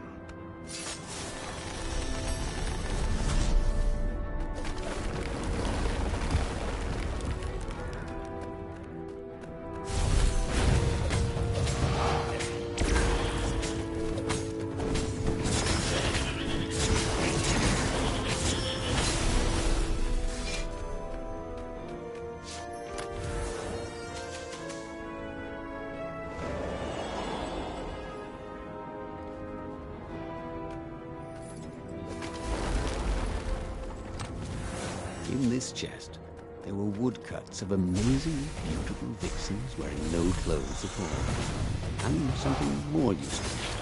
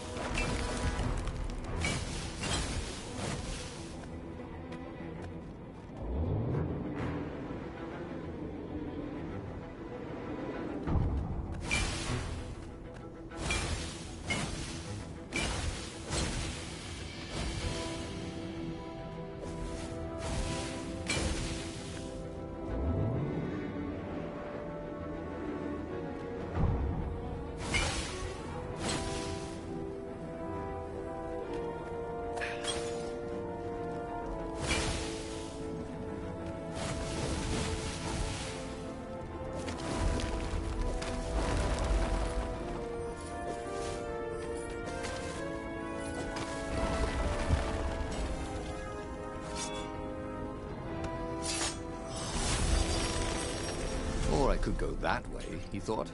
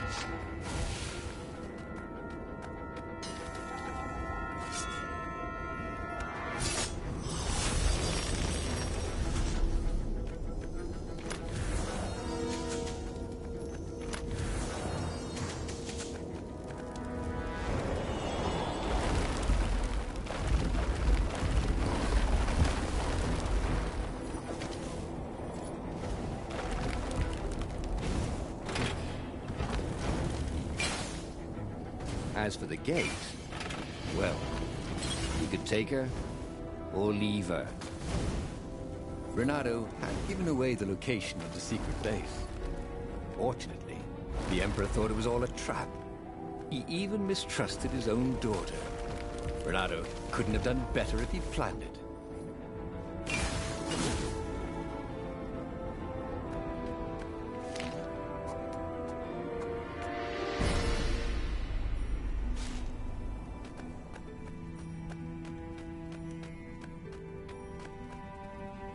have you done to me?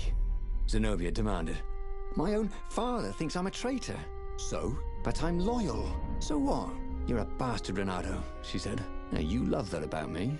You really did want the core, didn't you? And the Iblis stone. Yep, he gloated. You get all that? She said to the far-speaker toad he'd failed to spot. I am so relieved, my daughter, said the far-speaker.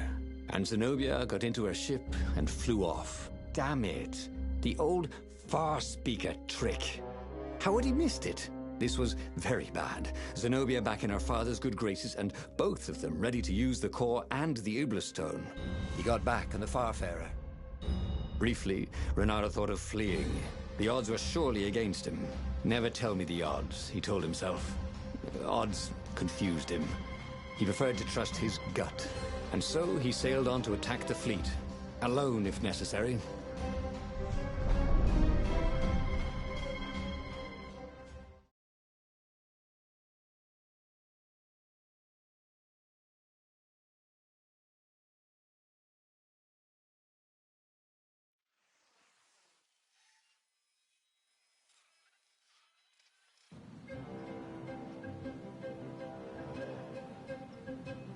There were not many rebels here, and they were disorganized. The Empire had obviously attacked the secret base, the formerly secret base whose location Renato had so helpfully pinpointed on a map. There was still time to turn around, wasn't there? But Renato hated turning around. Heroes don't turn around, they just own their screw-ups and turn them into impossible victories, right?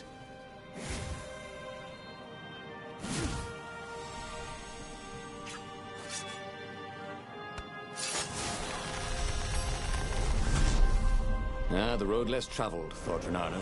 How intriguing.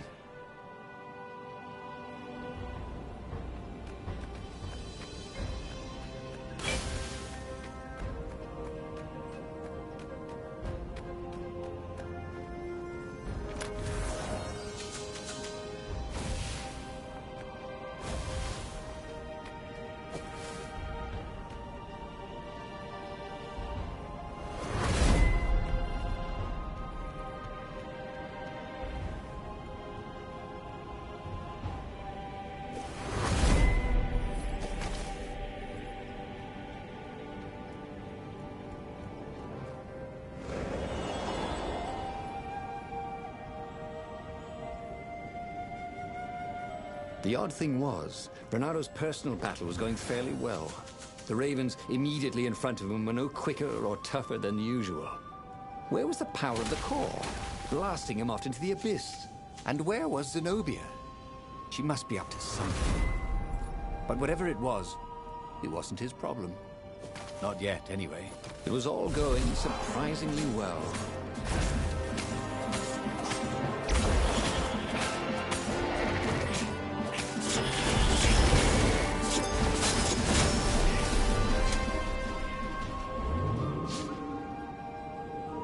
There was an engraving. Maximum capacity, 130 people.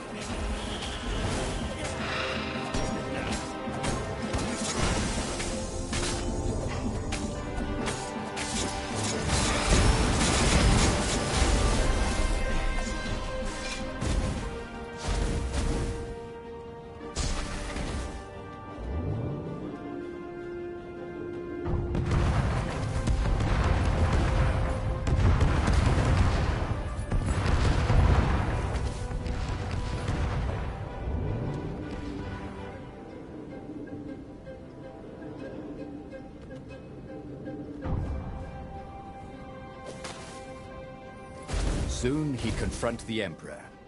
Again. This time, he'd make an end of him. He'd screwed up last time, but he had a good feeling about this time.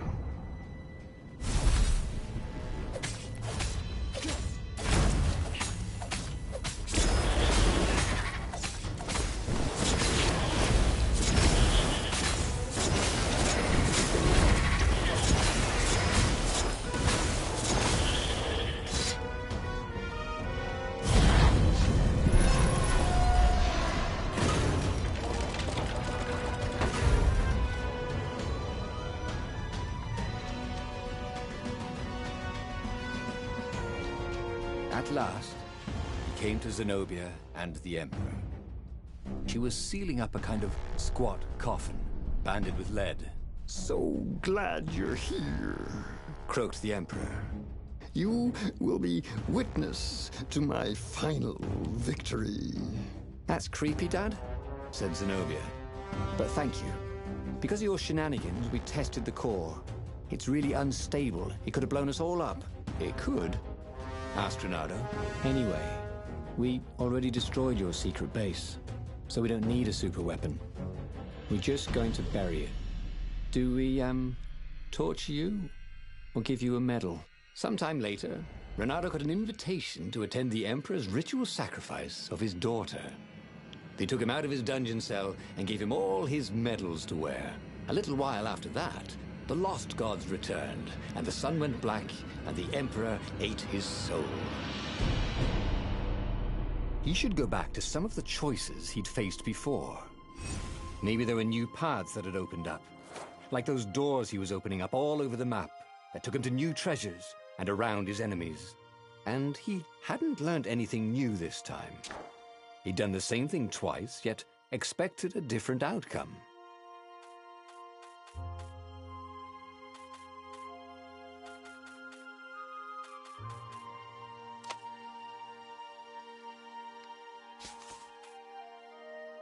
The book's pages fluttered to the beginning once again, faster than before, and he fell.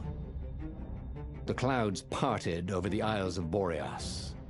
It was time to choose. The rebellion was in trouble. Ravens were scouting for the secret rebel base. They needed a game changer. Pieces of the Sky Ripper had surfaced, or so a scholar in the mountains had told him.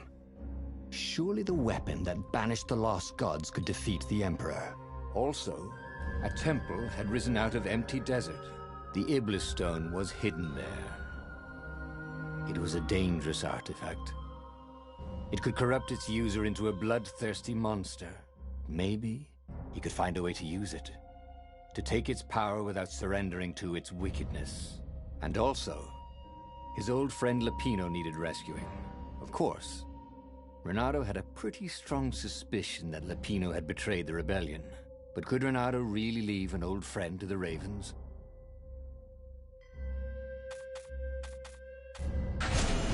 Every child knew about the Sky Ripper.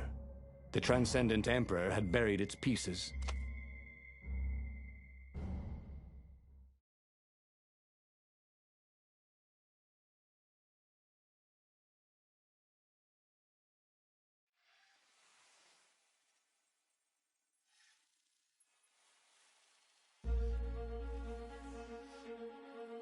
As he set foot on the island, Renato couldn't help feeling a bit curious.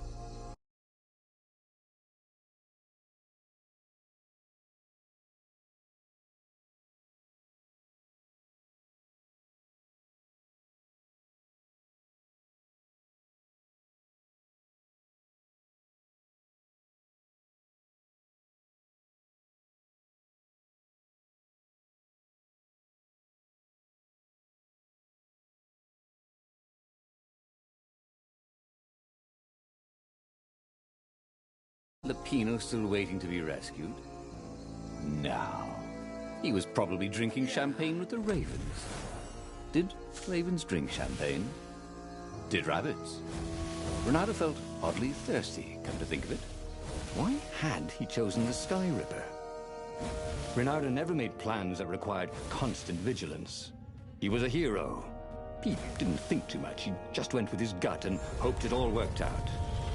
The Sky Ripper was a long shot. He'd have to devote himself to it. No side journeys, no rescuing old friends. That was against his nature. Could he stick with it?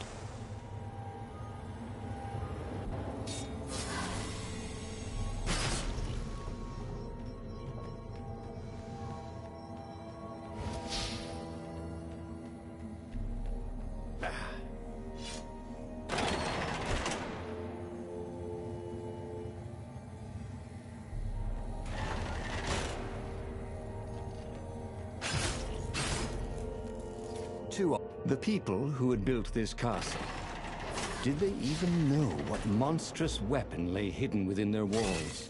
The Sky Ripper could destroy anything it touched, or so the legend said. As the Transcendent Emperor had fought the Lost Gods, thousands of thousands had died. But Renato had been through wars. The only merciful war was a short one.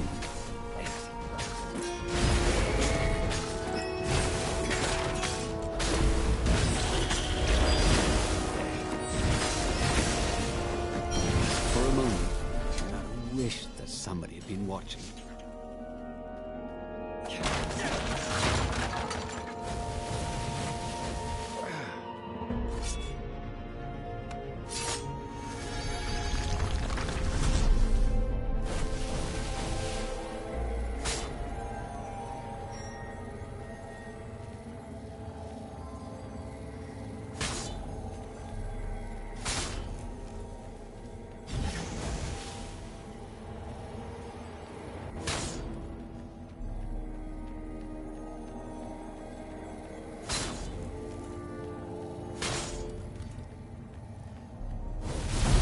What does the fox say?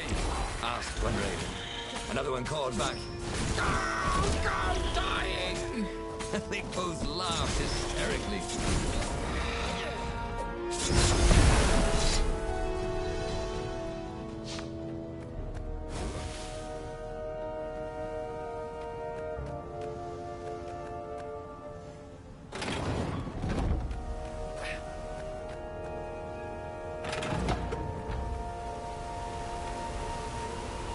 See? That wasn't so hard.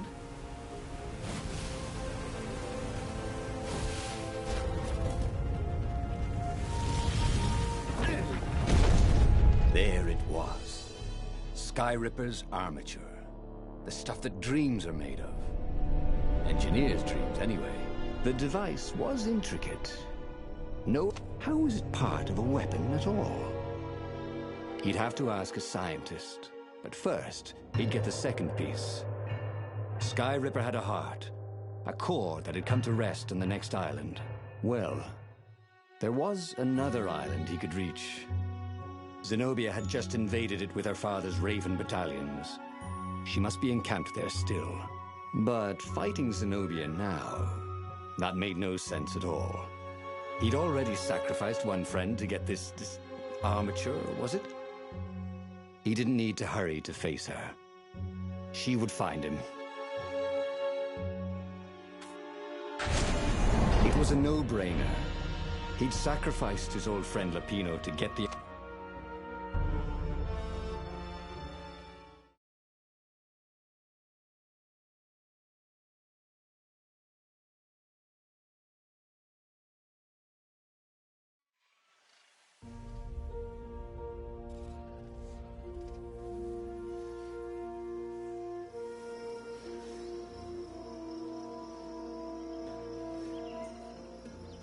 Doubt sunk in before he was even out of sight of the Farfarer.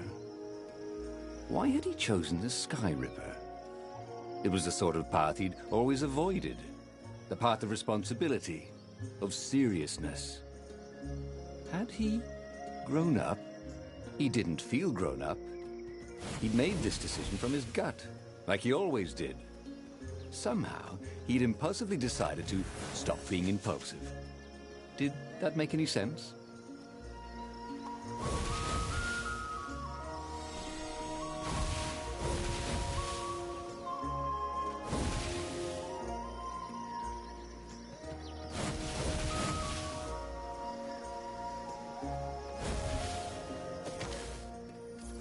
Ah, Zenobia.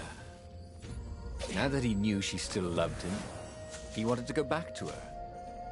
But that hadn't worked out, had it? Maybe it was time to find the core of the Sky Ripper.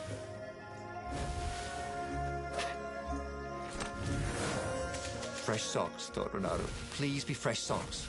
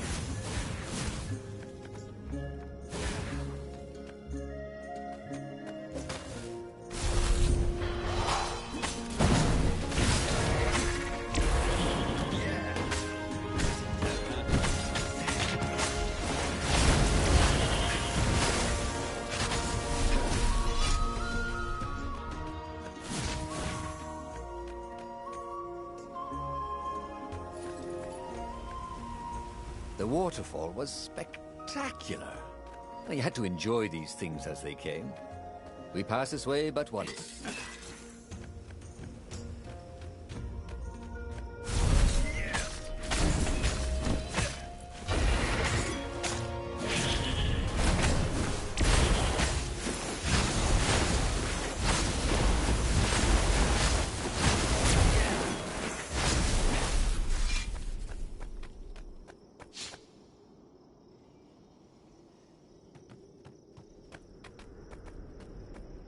There was something sour in the air.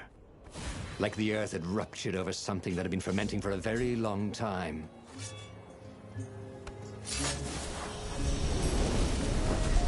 It was time for a little exploration. You almost never saw wild gogglers together like this. The toads had to train them not to peck each other to death. So these had to be imperial gogglers.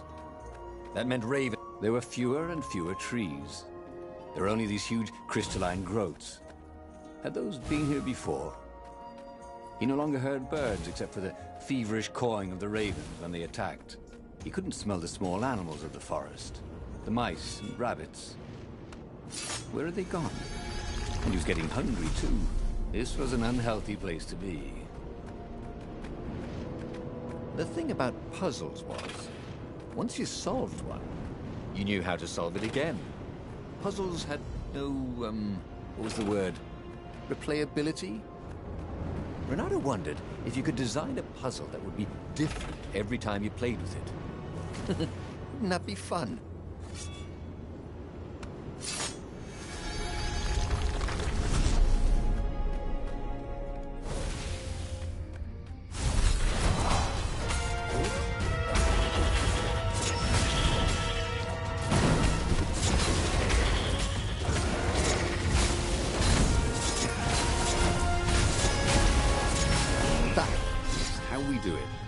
Said Renato to himself.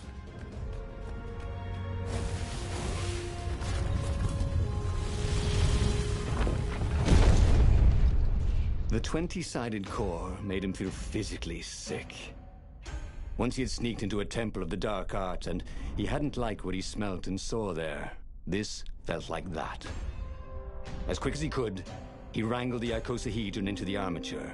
The wheels began to spin, then glow. The sick feeling quickly spun away. Now he only felt sad. He had lost good friends for this war apparatus. Maybe Lapino wasn't such a good friend. Yeah, that made him feel better. He carried his prize back to the Farfarer. Now he had to make his next move. There was a key Imperial outpost on the Nexus. If this really was some sort of super weapon, he could use it to wreak havoc on the enemy. And if it wasn't, well, better to know that before the final battle.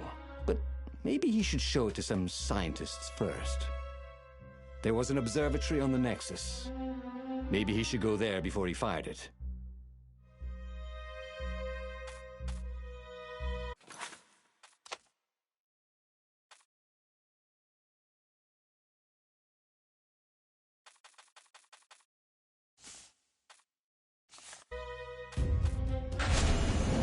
Of course. If you've just assembled a weapon out of legend that can exile gods from the world, you'd want to have a scientist or two look at it. And even if they disagreed and he had time, you could ask Calaveras himself. Yes, the observatory would be his objective.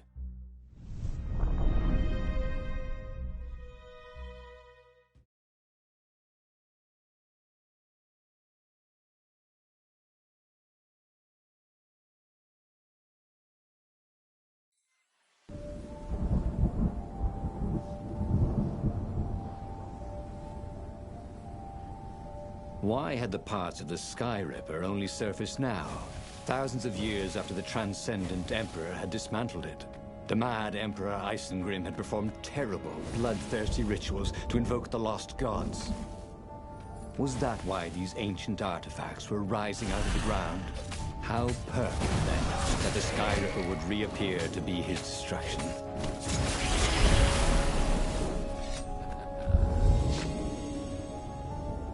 There was an inscription on the platform. Balaleka lessons, with an address.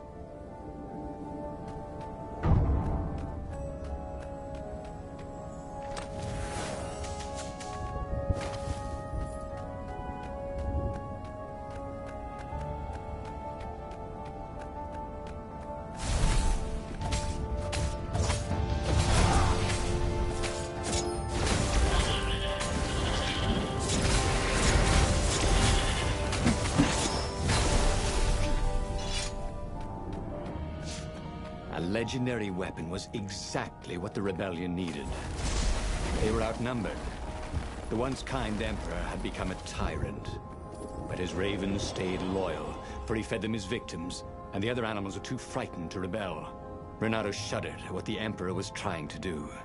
To bring back the lost gods, the Black Harvest, the Black Sun? No. He would stop that toad, no matter what the risk.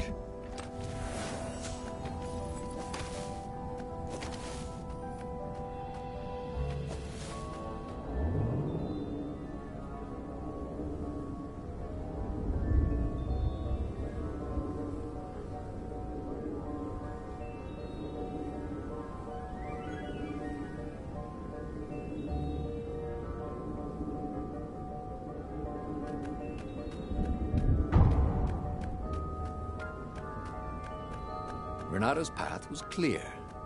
Let the scientists ensure the Sky Ripper was safe to use, bring it to the rebel base, and then assault the Imperial fleet for the win.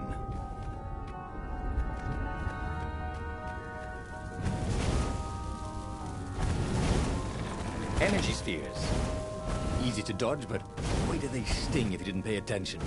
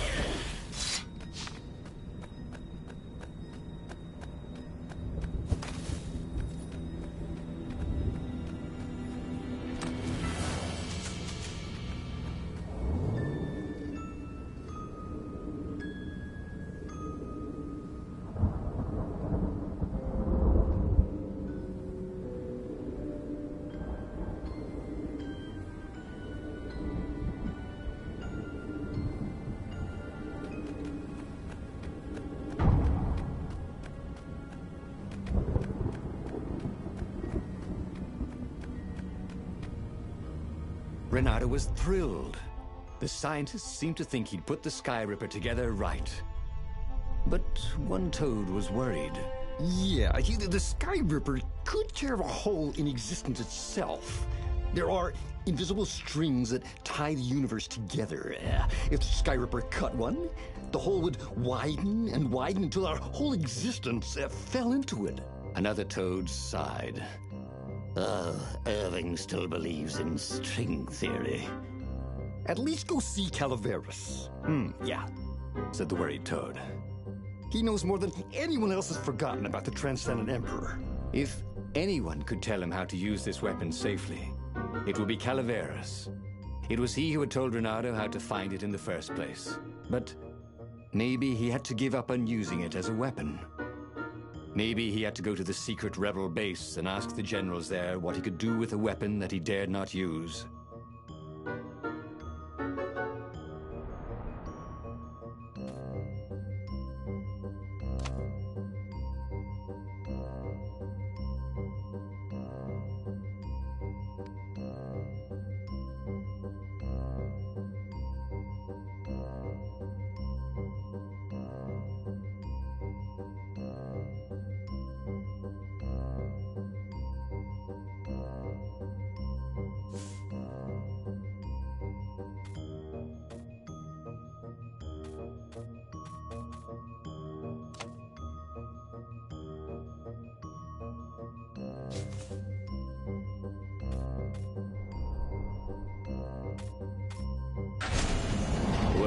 should have known he'd have to consult Calaveras again.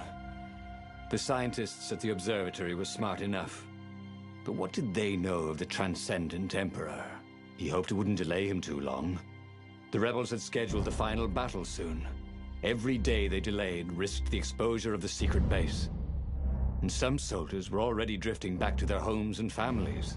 Calaveras would fix the Skyripper for him. And then he would win the final battle.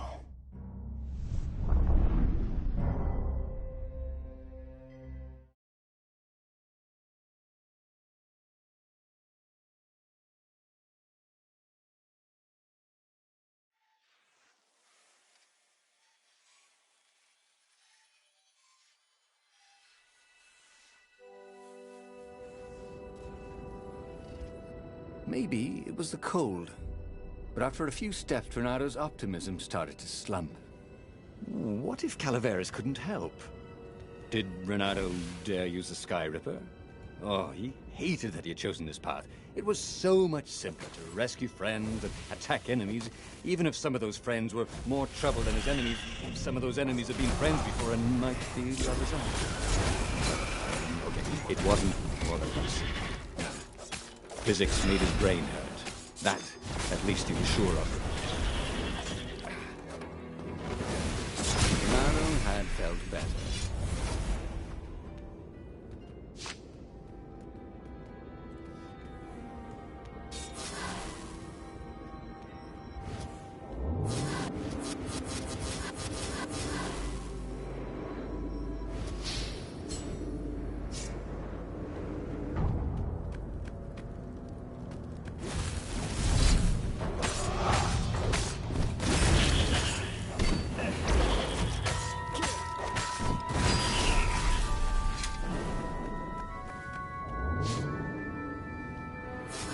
Imagine getting a horse up in one of these things. He would be cursing a blue streak.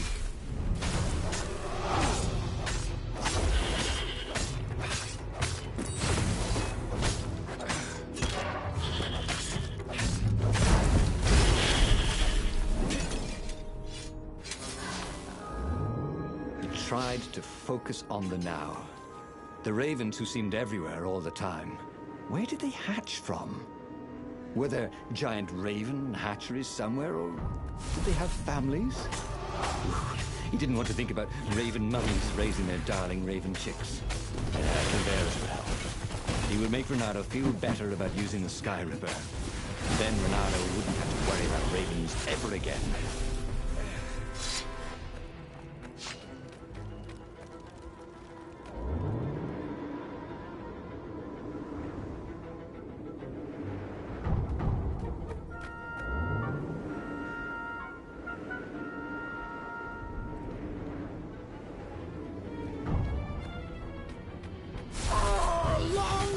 The Emperor! Called the ravens.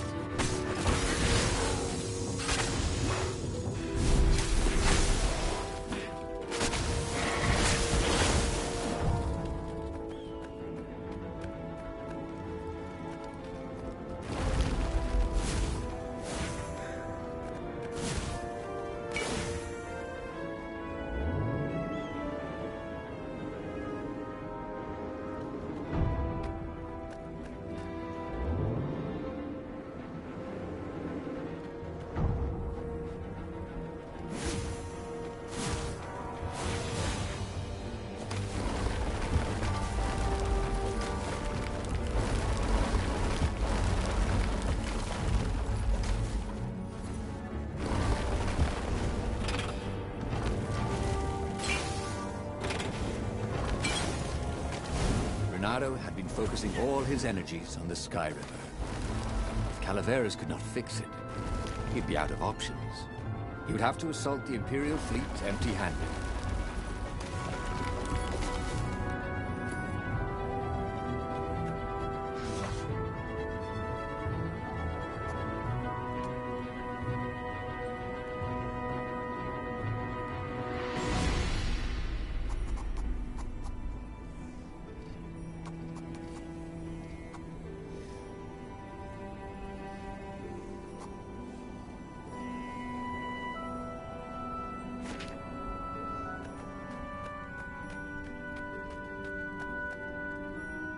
Calaveras had never let him down.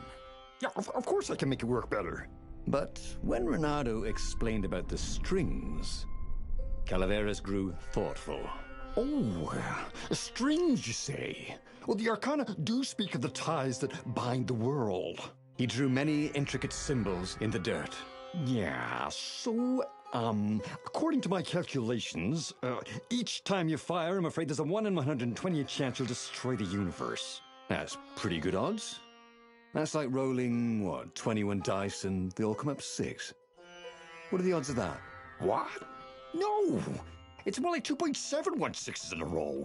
Anyway, with those odds, it won't happen if I use it just once. What? No. That's so not right. Each time you use it... Okay, look. Just don't use it, ever. At all, okay? All right, I guess. As he sailed away from the mountains, Bernardo could see clouds darkening. Rain? No.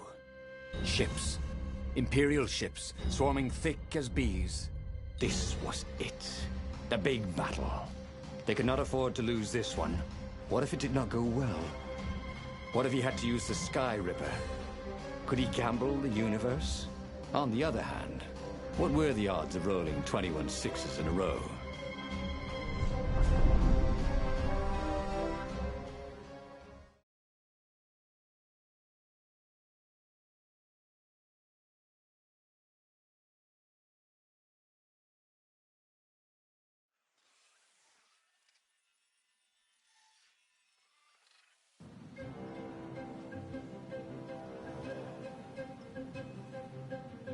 The battle was not going spectacularly well.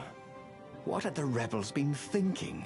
They'd been thinking he would bring the Sky Ripper, or the Iblastone, or that he'd sideline Zenobia somehow, or turn her. Couldn't he use the Sky Ripper just once? After all, if chances were 1 in 128, that meant he'd for sure be okay the first time.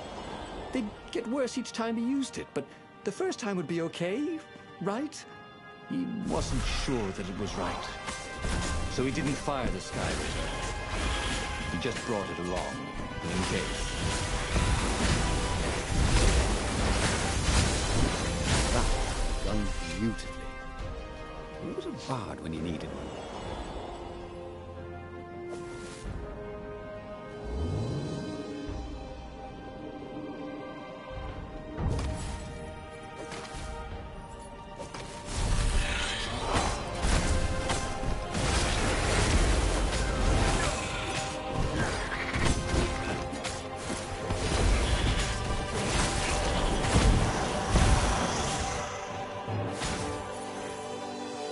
Get over here!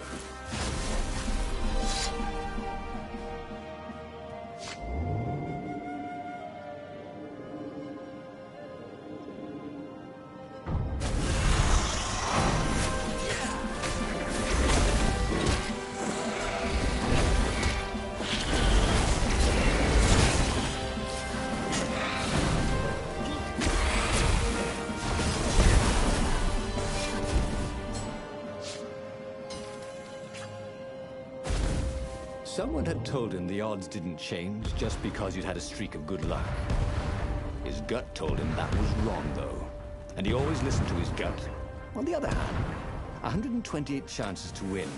But one of them, he'd destroy the universe. That seemed a bit serious. Maybe he could defeat the Emperor without firing the Sky Ripper. Maybe he could bluff, but with a real weapon. Like in cards, when you had 3 knaves, but you pretended you had a fizz-bin. That could work.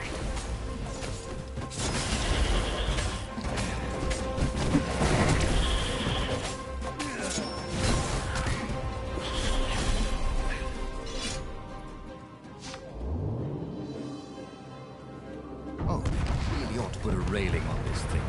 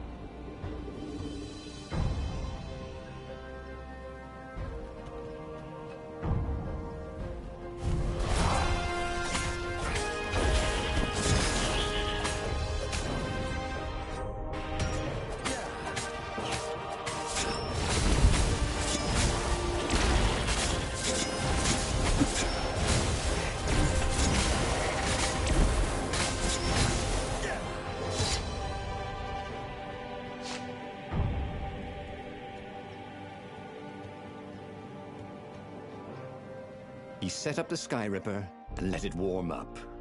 He would bluff if he had to. Zenobia came out, flanked by a very daunting platoon of ravens. "You won't actually use that," she said in that annoying, "I know everything because I'm a cat and you know nothing because you're just a fox" voice she had. "Or I know the odds." Good, because there's a real chance you could destroy the universe. No, not the first time I use it. The odds are too low. What? No? Yeah, sure. The first time, the odds are practically nothing. They only go up if I use it a bunch more times. No, but that's not how odds work. Didn't you pay attention in class? Now surrender, or I'll use it. Just once, he said. Don't. He felt sure the odds were with him. You have to go with his gut. That's what heroes do. Fire, he said. Please? The Skyripper fired. With a tremendous whoosh, the Emperor's flagship went up in flames. It was awesome. Then he noticed there was a hole in the air. A blackness, like a tear in a parchment. Wind was blowing into it, widening it. It grew larger, and even larger. Crates fell upwards into it, and the world itself seemed bent, like the reflection on a curved mirror, as it poured into the ravenous hole. 1 in 128. What are the odds? Thought Reynardo, and then everything fell into the hole and was gone. He should go back to some of the choices he'd faced before. Maybe there were new paths that had opened up, like those doors he was opening up all over the map that took him to new treasures and around his enemies. But he'd learned another true thing. The core was powerful, but dangerous if used improperly.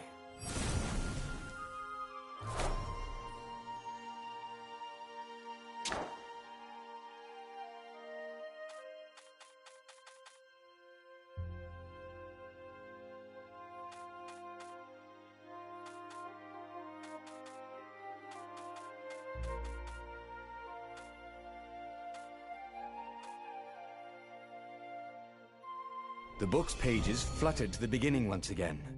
Faster than before? And he fell.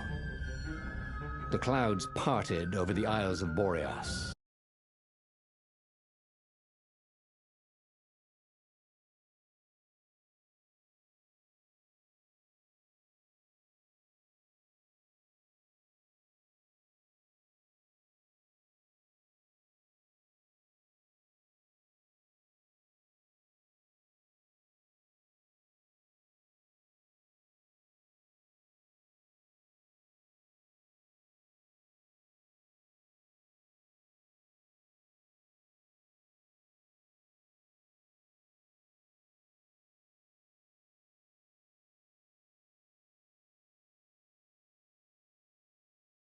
It was time to choose.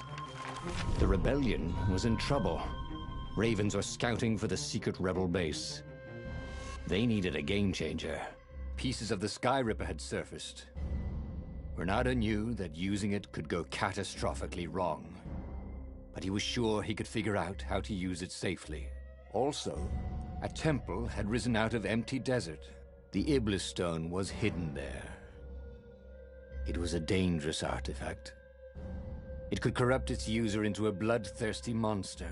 Maybe he could find a way to use it, to take its power without surrendering to its wickedness. And also, his old friend Lapino needed rescuing. Of course, Reynardo had a pretty strong suspicion that Lapino had betrayed the rebellion, and he had a gut feeling that he needed to use that to his advantage.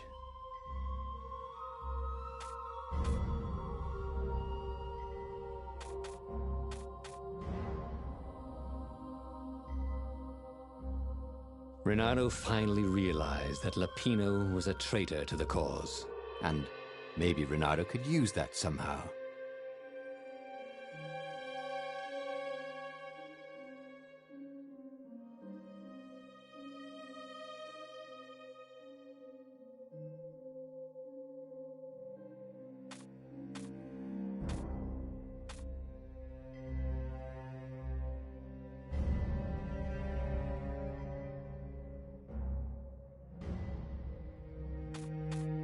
Renato couldn't quite put his paw on when he'd realized Lapino was working for the Empire.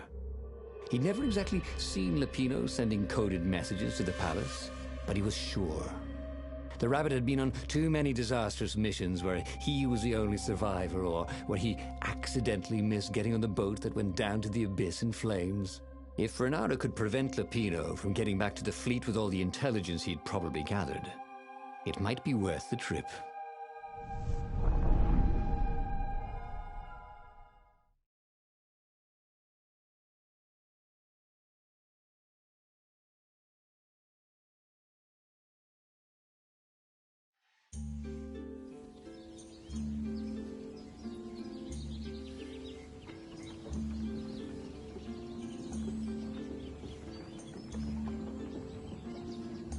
How had they come to this? They'd been on so many adventures together. Lapino had talked Renato out of prison at least 4 times, and Renato had rescued Lapino from at least 2 lynch mobs.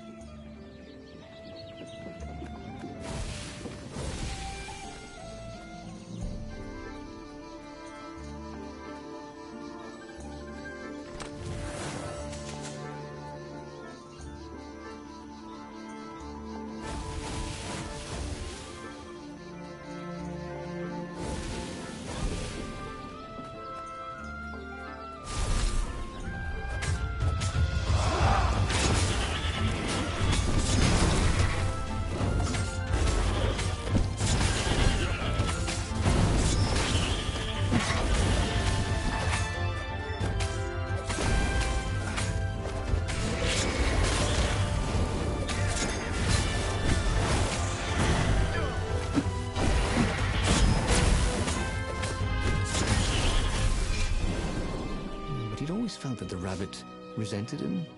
Lapino was hilarious because he was so down on himself and everyone else. But behind the laughs, he wasn't a happy camper. Ooh, was this payback? Or did the Empire have his little white tail in a vice?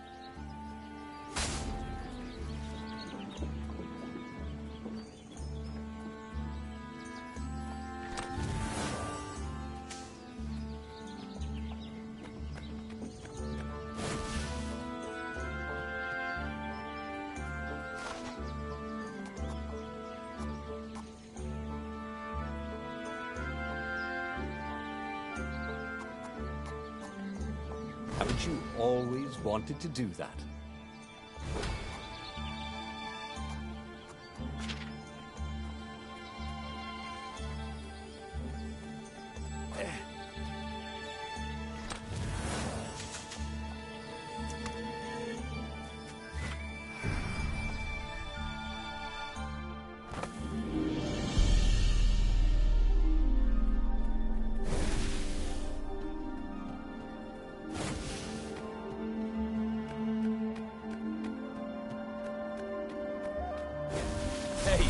Do old ravens go grey? You know what? Don't worry about it.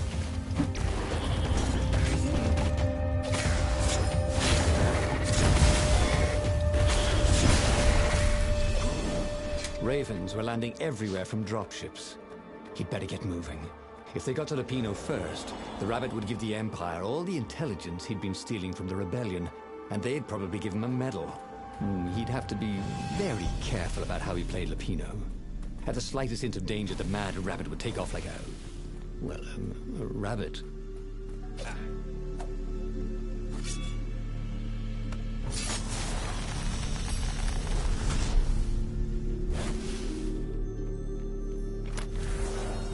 These were really nice chests. He should take one home, he thought.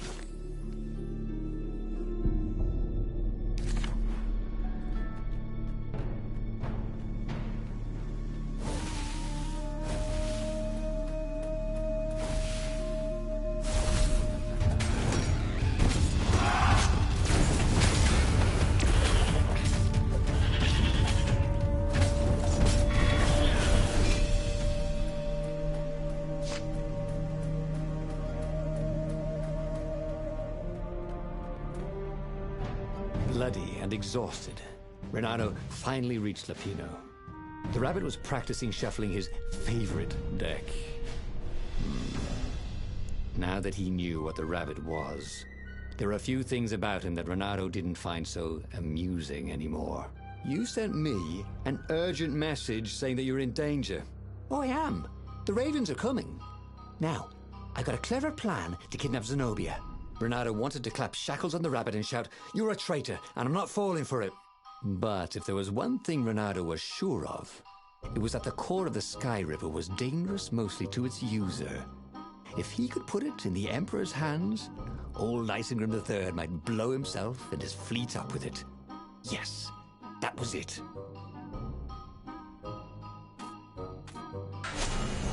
Me? A traitor? I'm hurt, said Lupino. Why ever would you say that? We found your code book, said Renato.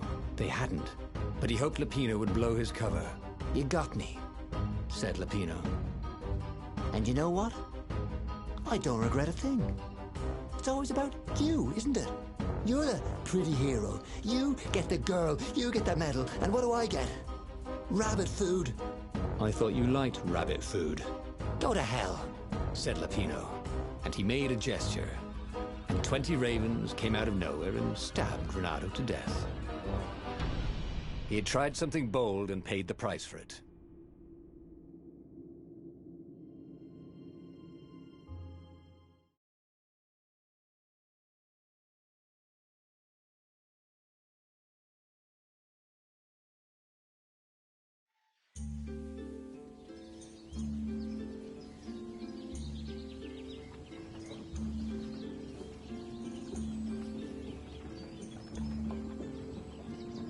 How had they come to this?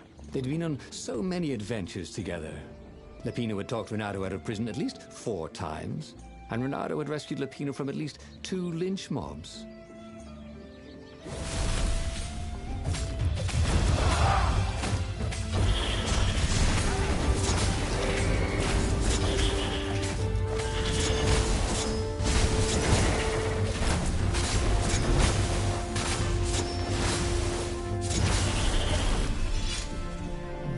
Felt that the rabbit resented him.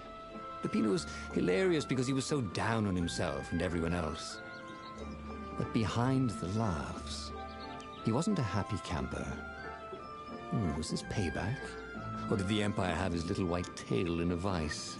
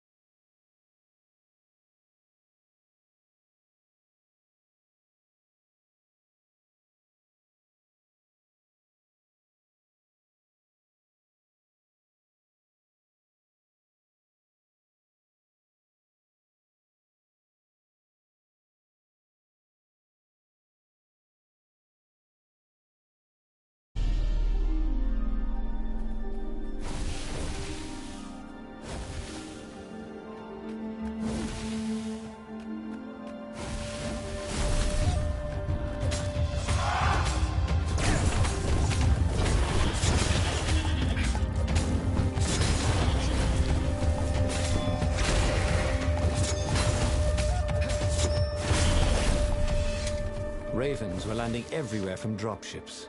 He'd better get moving. If they got to Lapino first, the rabbit would give the Empire all the intelligence he'd been stealing from the rebellion, and they'd probably give him a medal.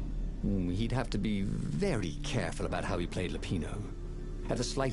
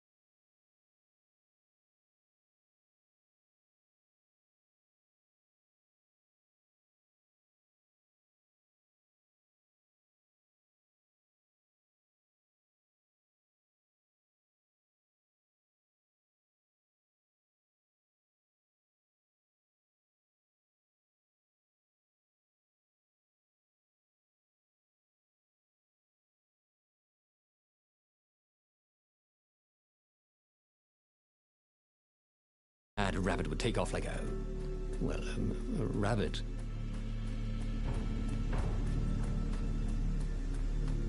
Have you ever felt you were just going round in circles? Bernardo felt like that.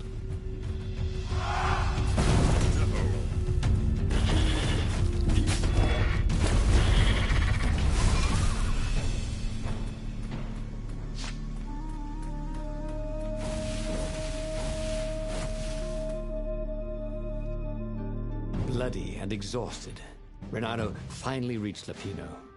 The rabbit was practicing shuffling his favorite deck.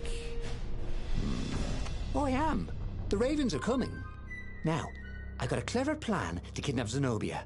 Renato wanted to clap shackles on the rabbit and shout, "You're a traitor, and I'm not falling for it." But if there was one thing Renato was sure of, it was that the core of the Sky River was dangerous mostly to its user. If he could put it in the Emperor's hands, old Isengrim III might blow himself and his fleet up with it. Yes, that was it.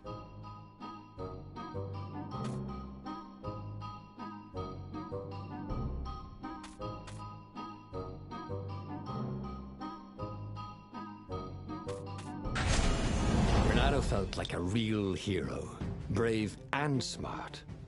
He told the rabbit all about the Sky Ripper's God's Eye core. "I'll go get the core while you attack Zenobia," he told the rabbit.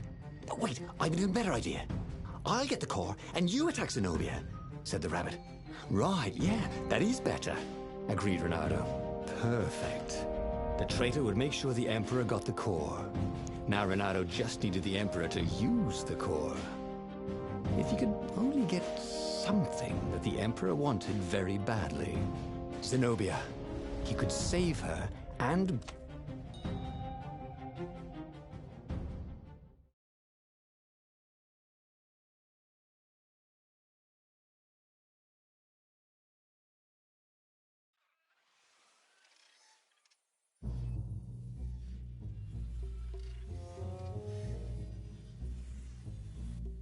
Right.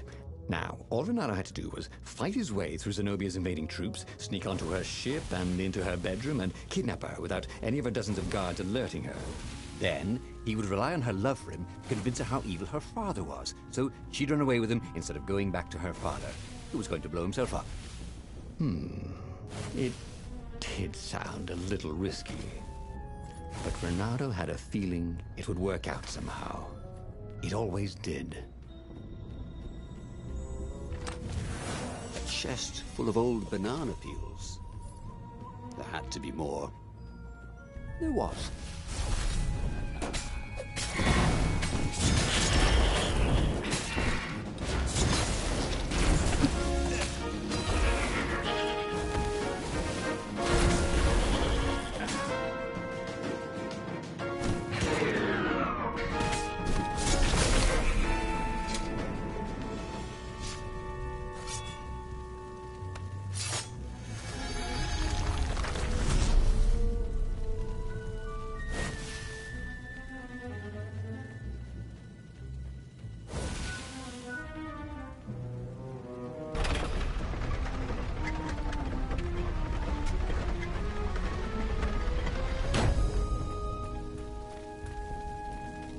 gogglers. Renato hated gogglers. It was almost impossible to sneak past them. If one didn't spot you, another one would.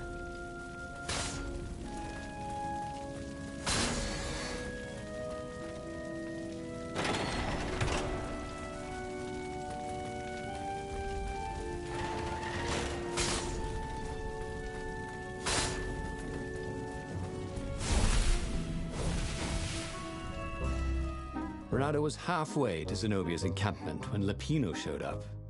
He was disheveled and distraught. They jumped us. I barely got away. Oh, they got the core. Oh, it was all going according to plan, thought Renato. Now he just needed Zenobia on his side. Yes, that was even better. The Iblis Stone. Zenobia could get it. And then the Emperor would have to pursue them. Wait. No. The gem would corrupt anyone. Even her. That's it, he thought. Even Lapino. Even though Lapino was already a traitor. It would turn him against his secret master, the Emperor. He would try to make himself Emperor. And the Emperor would have to defend himself with the core. Boom. He was a super genius. This is terrible, Renato told the rabbit. If only I had gone for the Iblis Stone. But now it's lost in enemy territory. He handed Lapino a map. It gives the bearer so much power. We can only hope the Emperor never finds it. What was that? Said Lapino. I think someone's following us. I didn't hear anything. Rabbit ears. You go on ahead. I'll check it out. And with that, Lapino hopped off with the map.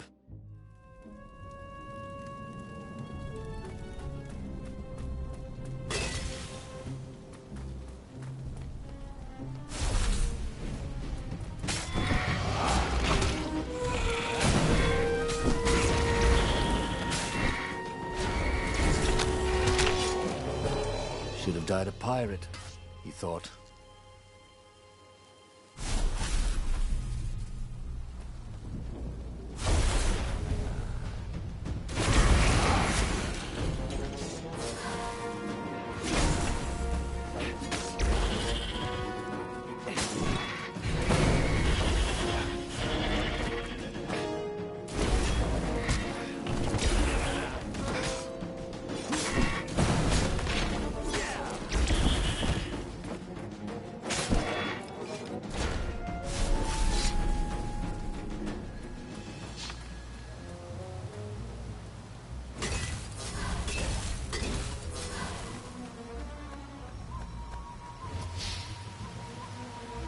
Renato slinked through Zenobia's ship, making no sound at all. She was curled up on her bed. He'd forgotten how beautiful she was, how sleek, how soft. He tapped her on the shoulder with his sword. She was made of smoke, and he noticed he had a very solid blade to his throat. "Did you really think you could capture me?"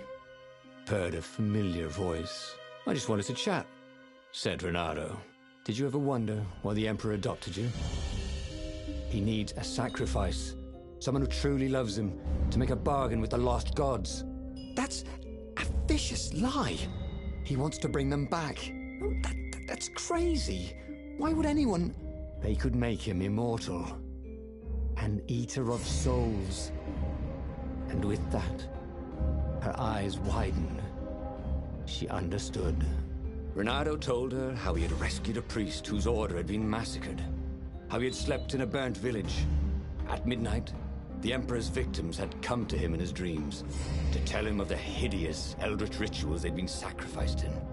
He could still see those kittens and puppies, their wide, sad eyes, their moist noses. "You can't prove that." "I've got a witness at the observatory."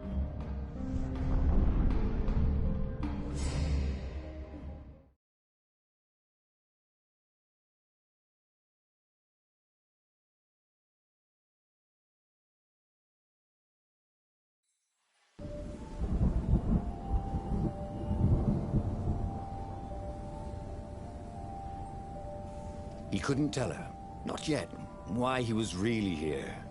He didn't want her to be anywhere near the fleet when her father blew himself and Lupino up.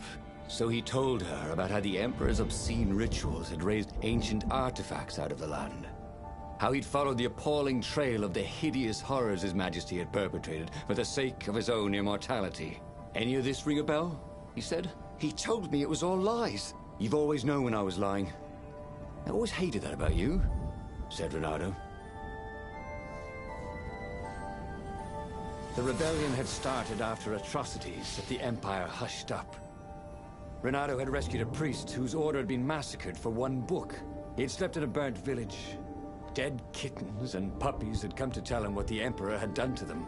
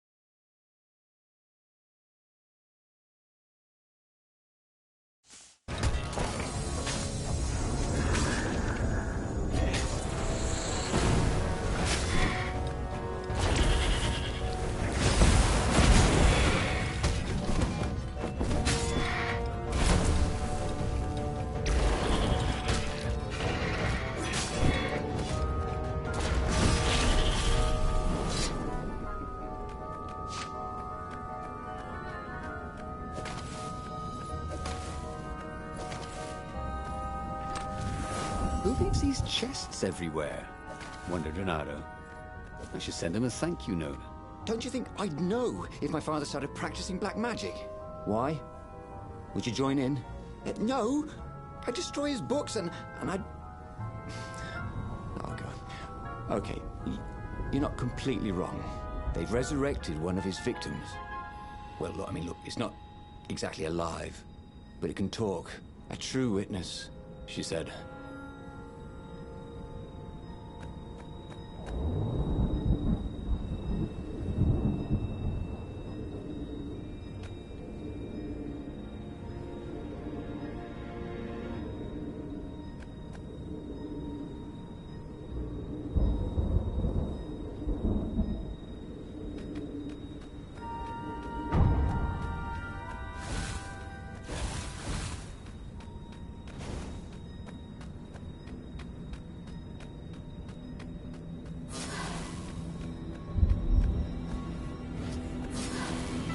The platform used a hybrid propulsion system fueled by anti-gravity and wishful thinking.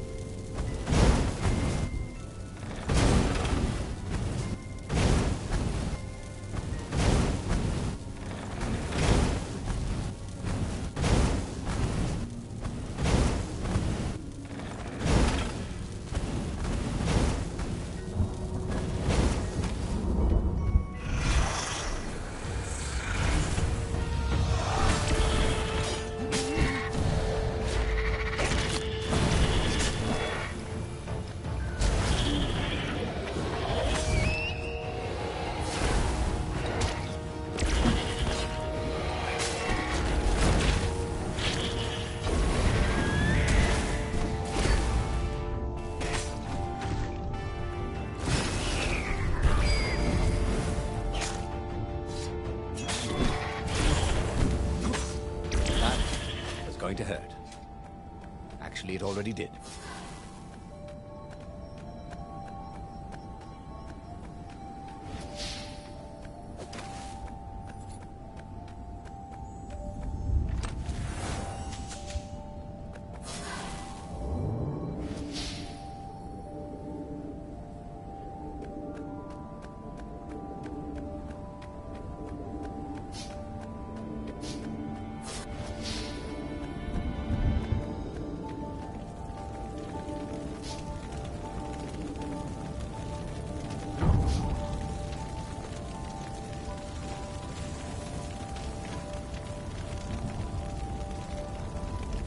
observatory was a burning hulk.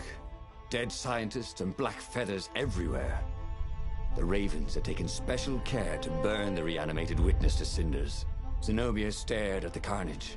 He didn't want me to hear the witness, did he? I guess not.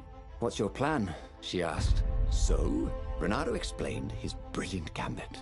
Sending Lapino to get the Iblastone, become super powerful and corrupted, provoke the Emperor into using the core against him, thus blowing up both of them, and hopefully the fleet too.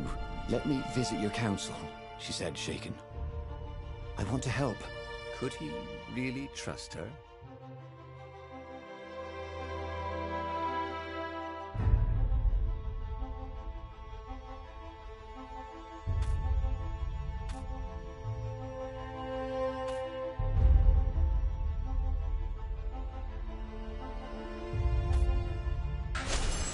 He'd done it. He'd made Zenobia see how evil her father really was. He wished she didn't feel this urge to join in the rebellion. After all, he'd taken care of the Emperor, right? Yeah, but she'd always been conscientious like that. She told him she had to go somewhere first. So Renato gave her the location of the secret base, and they agreed to meet in the ruins. He had a very good feeling about this.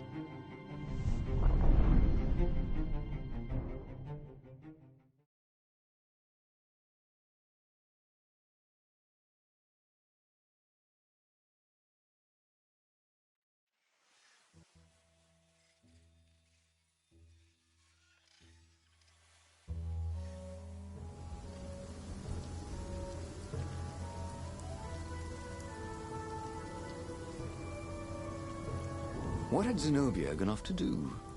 What was more important than meeting the Rebel Council? Had he made a mistake, sending her to the ruins? No. He knew they could trust each other. He could trust her because she never broke her word. And she could trust him because she could see right through him. Well, she'd probably be there well before him. She at least didn't have to fight her way through rainstorms of ravens.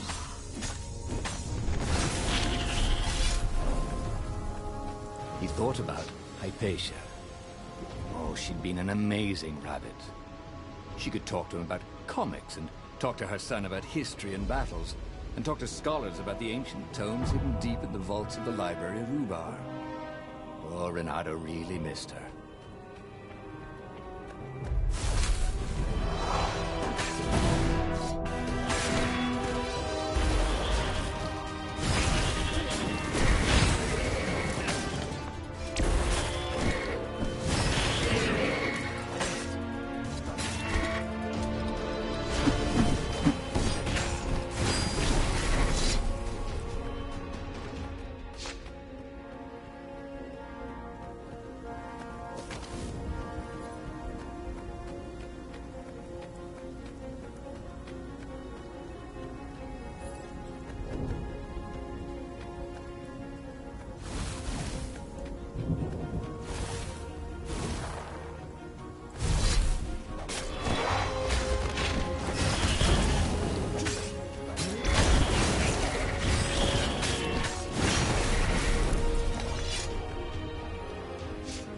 As he came around the bend, there was Lapino, unconscious on the side of the path. And Renato could smell a familiar, sweet, smoky scent. Who? Zenobia. It had to be. She never used a combat spell when she could use drowsy gas. That meant she had the Iblastone. What would it do to her? She hated her father now. She'd kill him for sure. The council wouldn't mind if she killed the Emperor, but murdering her father would destroy her. He had to get to whatever ledge she was on and talk her down from it.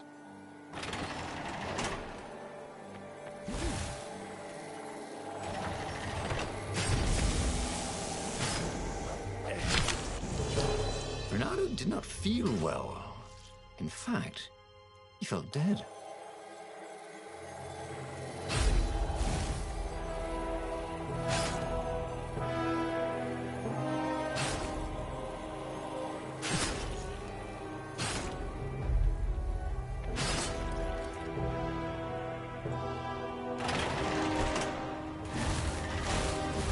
Long stairs. So he was close to the rebel base. Nothing was on fire. So far, so good.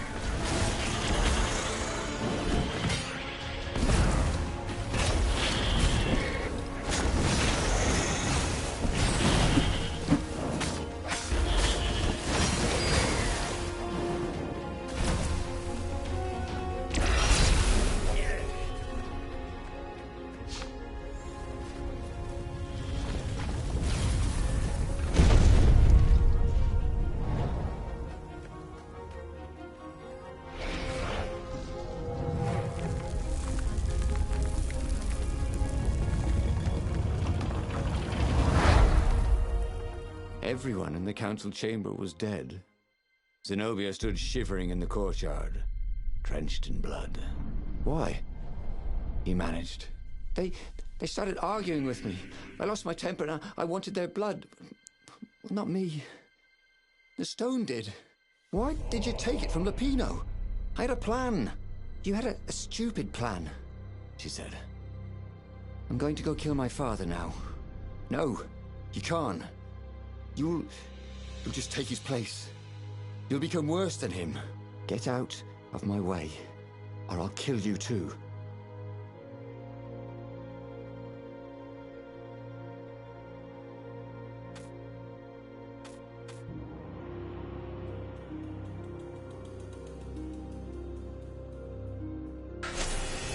You won't kill me, he said.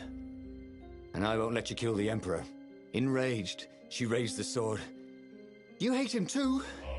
He could sense the Iblis stone, yearning for his death. But she didn't strike. If you kill him, he'll destroy you. I know you. Shut up! She shouted, her sword trembling. I won't lose you again. Not for anything. Get away from me, he said, and he was very close. I can't lose you again. And he was in reach of her sword now. I hate him! I hate you too! I love you, he said for the very first time. And then she was weeping. He was holding her. The sword had dropped from her hand. He glanced at the Iblis stone. It was no longer the black of the void. It looked like coal. No. It glowed, like a cinder. It was crackling, burning, crumbling into ashes. You've always loved me, haven't you? She said. She was weak. The stone had taken so much from her. Always, he said. She staggered as he helped her up. Let me take you away. Where? The island of Avalon. The sisters will heal you. He'll follow us. Then we need the Farfarer, the fastest ship in the Empire.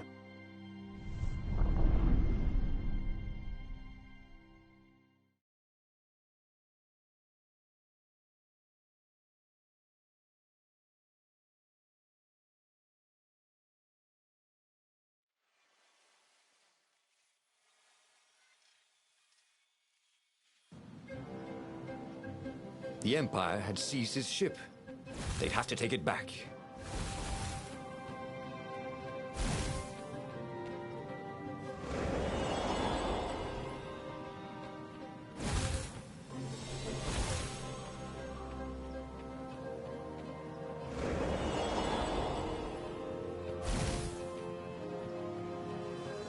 The portal was heavily guarded. It must go someplace they really didn't want it to go.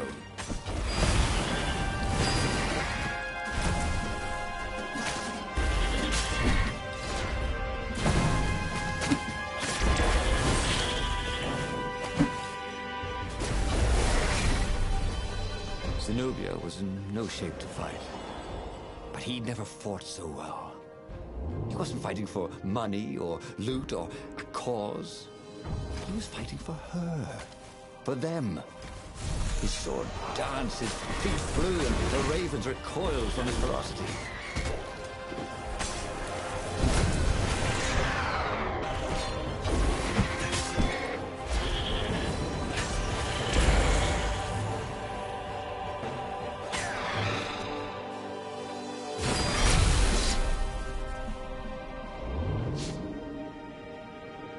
Imagine if you built a house on one of these things. Oh, that would be amazing. It would be like having a boat.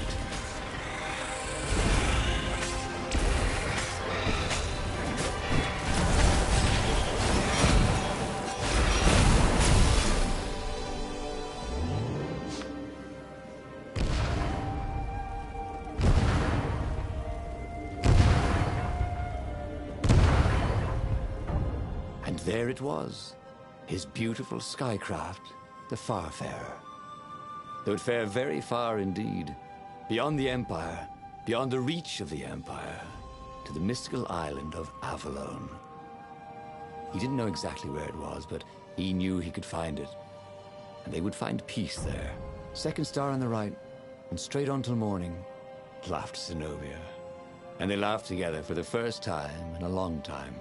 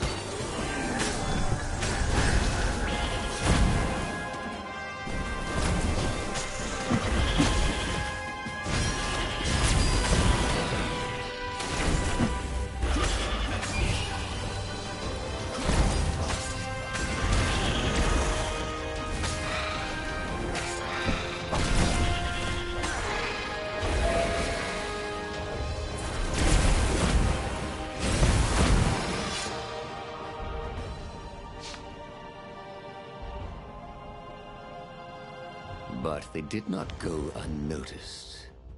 Scout ships lifted off, and a long lance of the Imperial flagship. Renato turned downwind to gain speed. The Raven ships could pursue, but they couldn't close. The far speaker croaked, "You return her and live!" "Go sacrifice yourself," yelled Renato. "Then you won't have her either." On the flagship, the Emperor was readying some arcane weapon.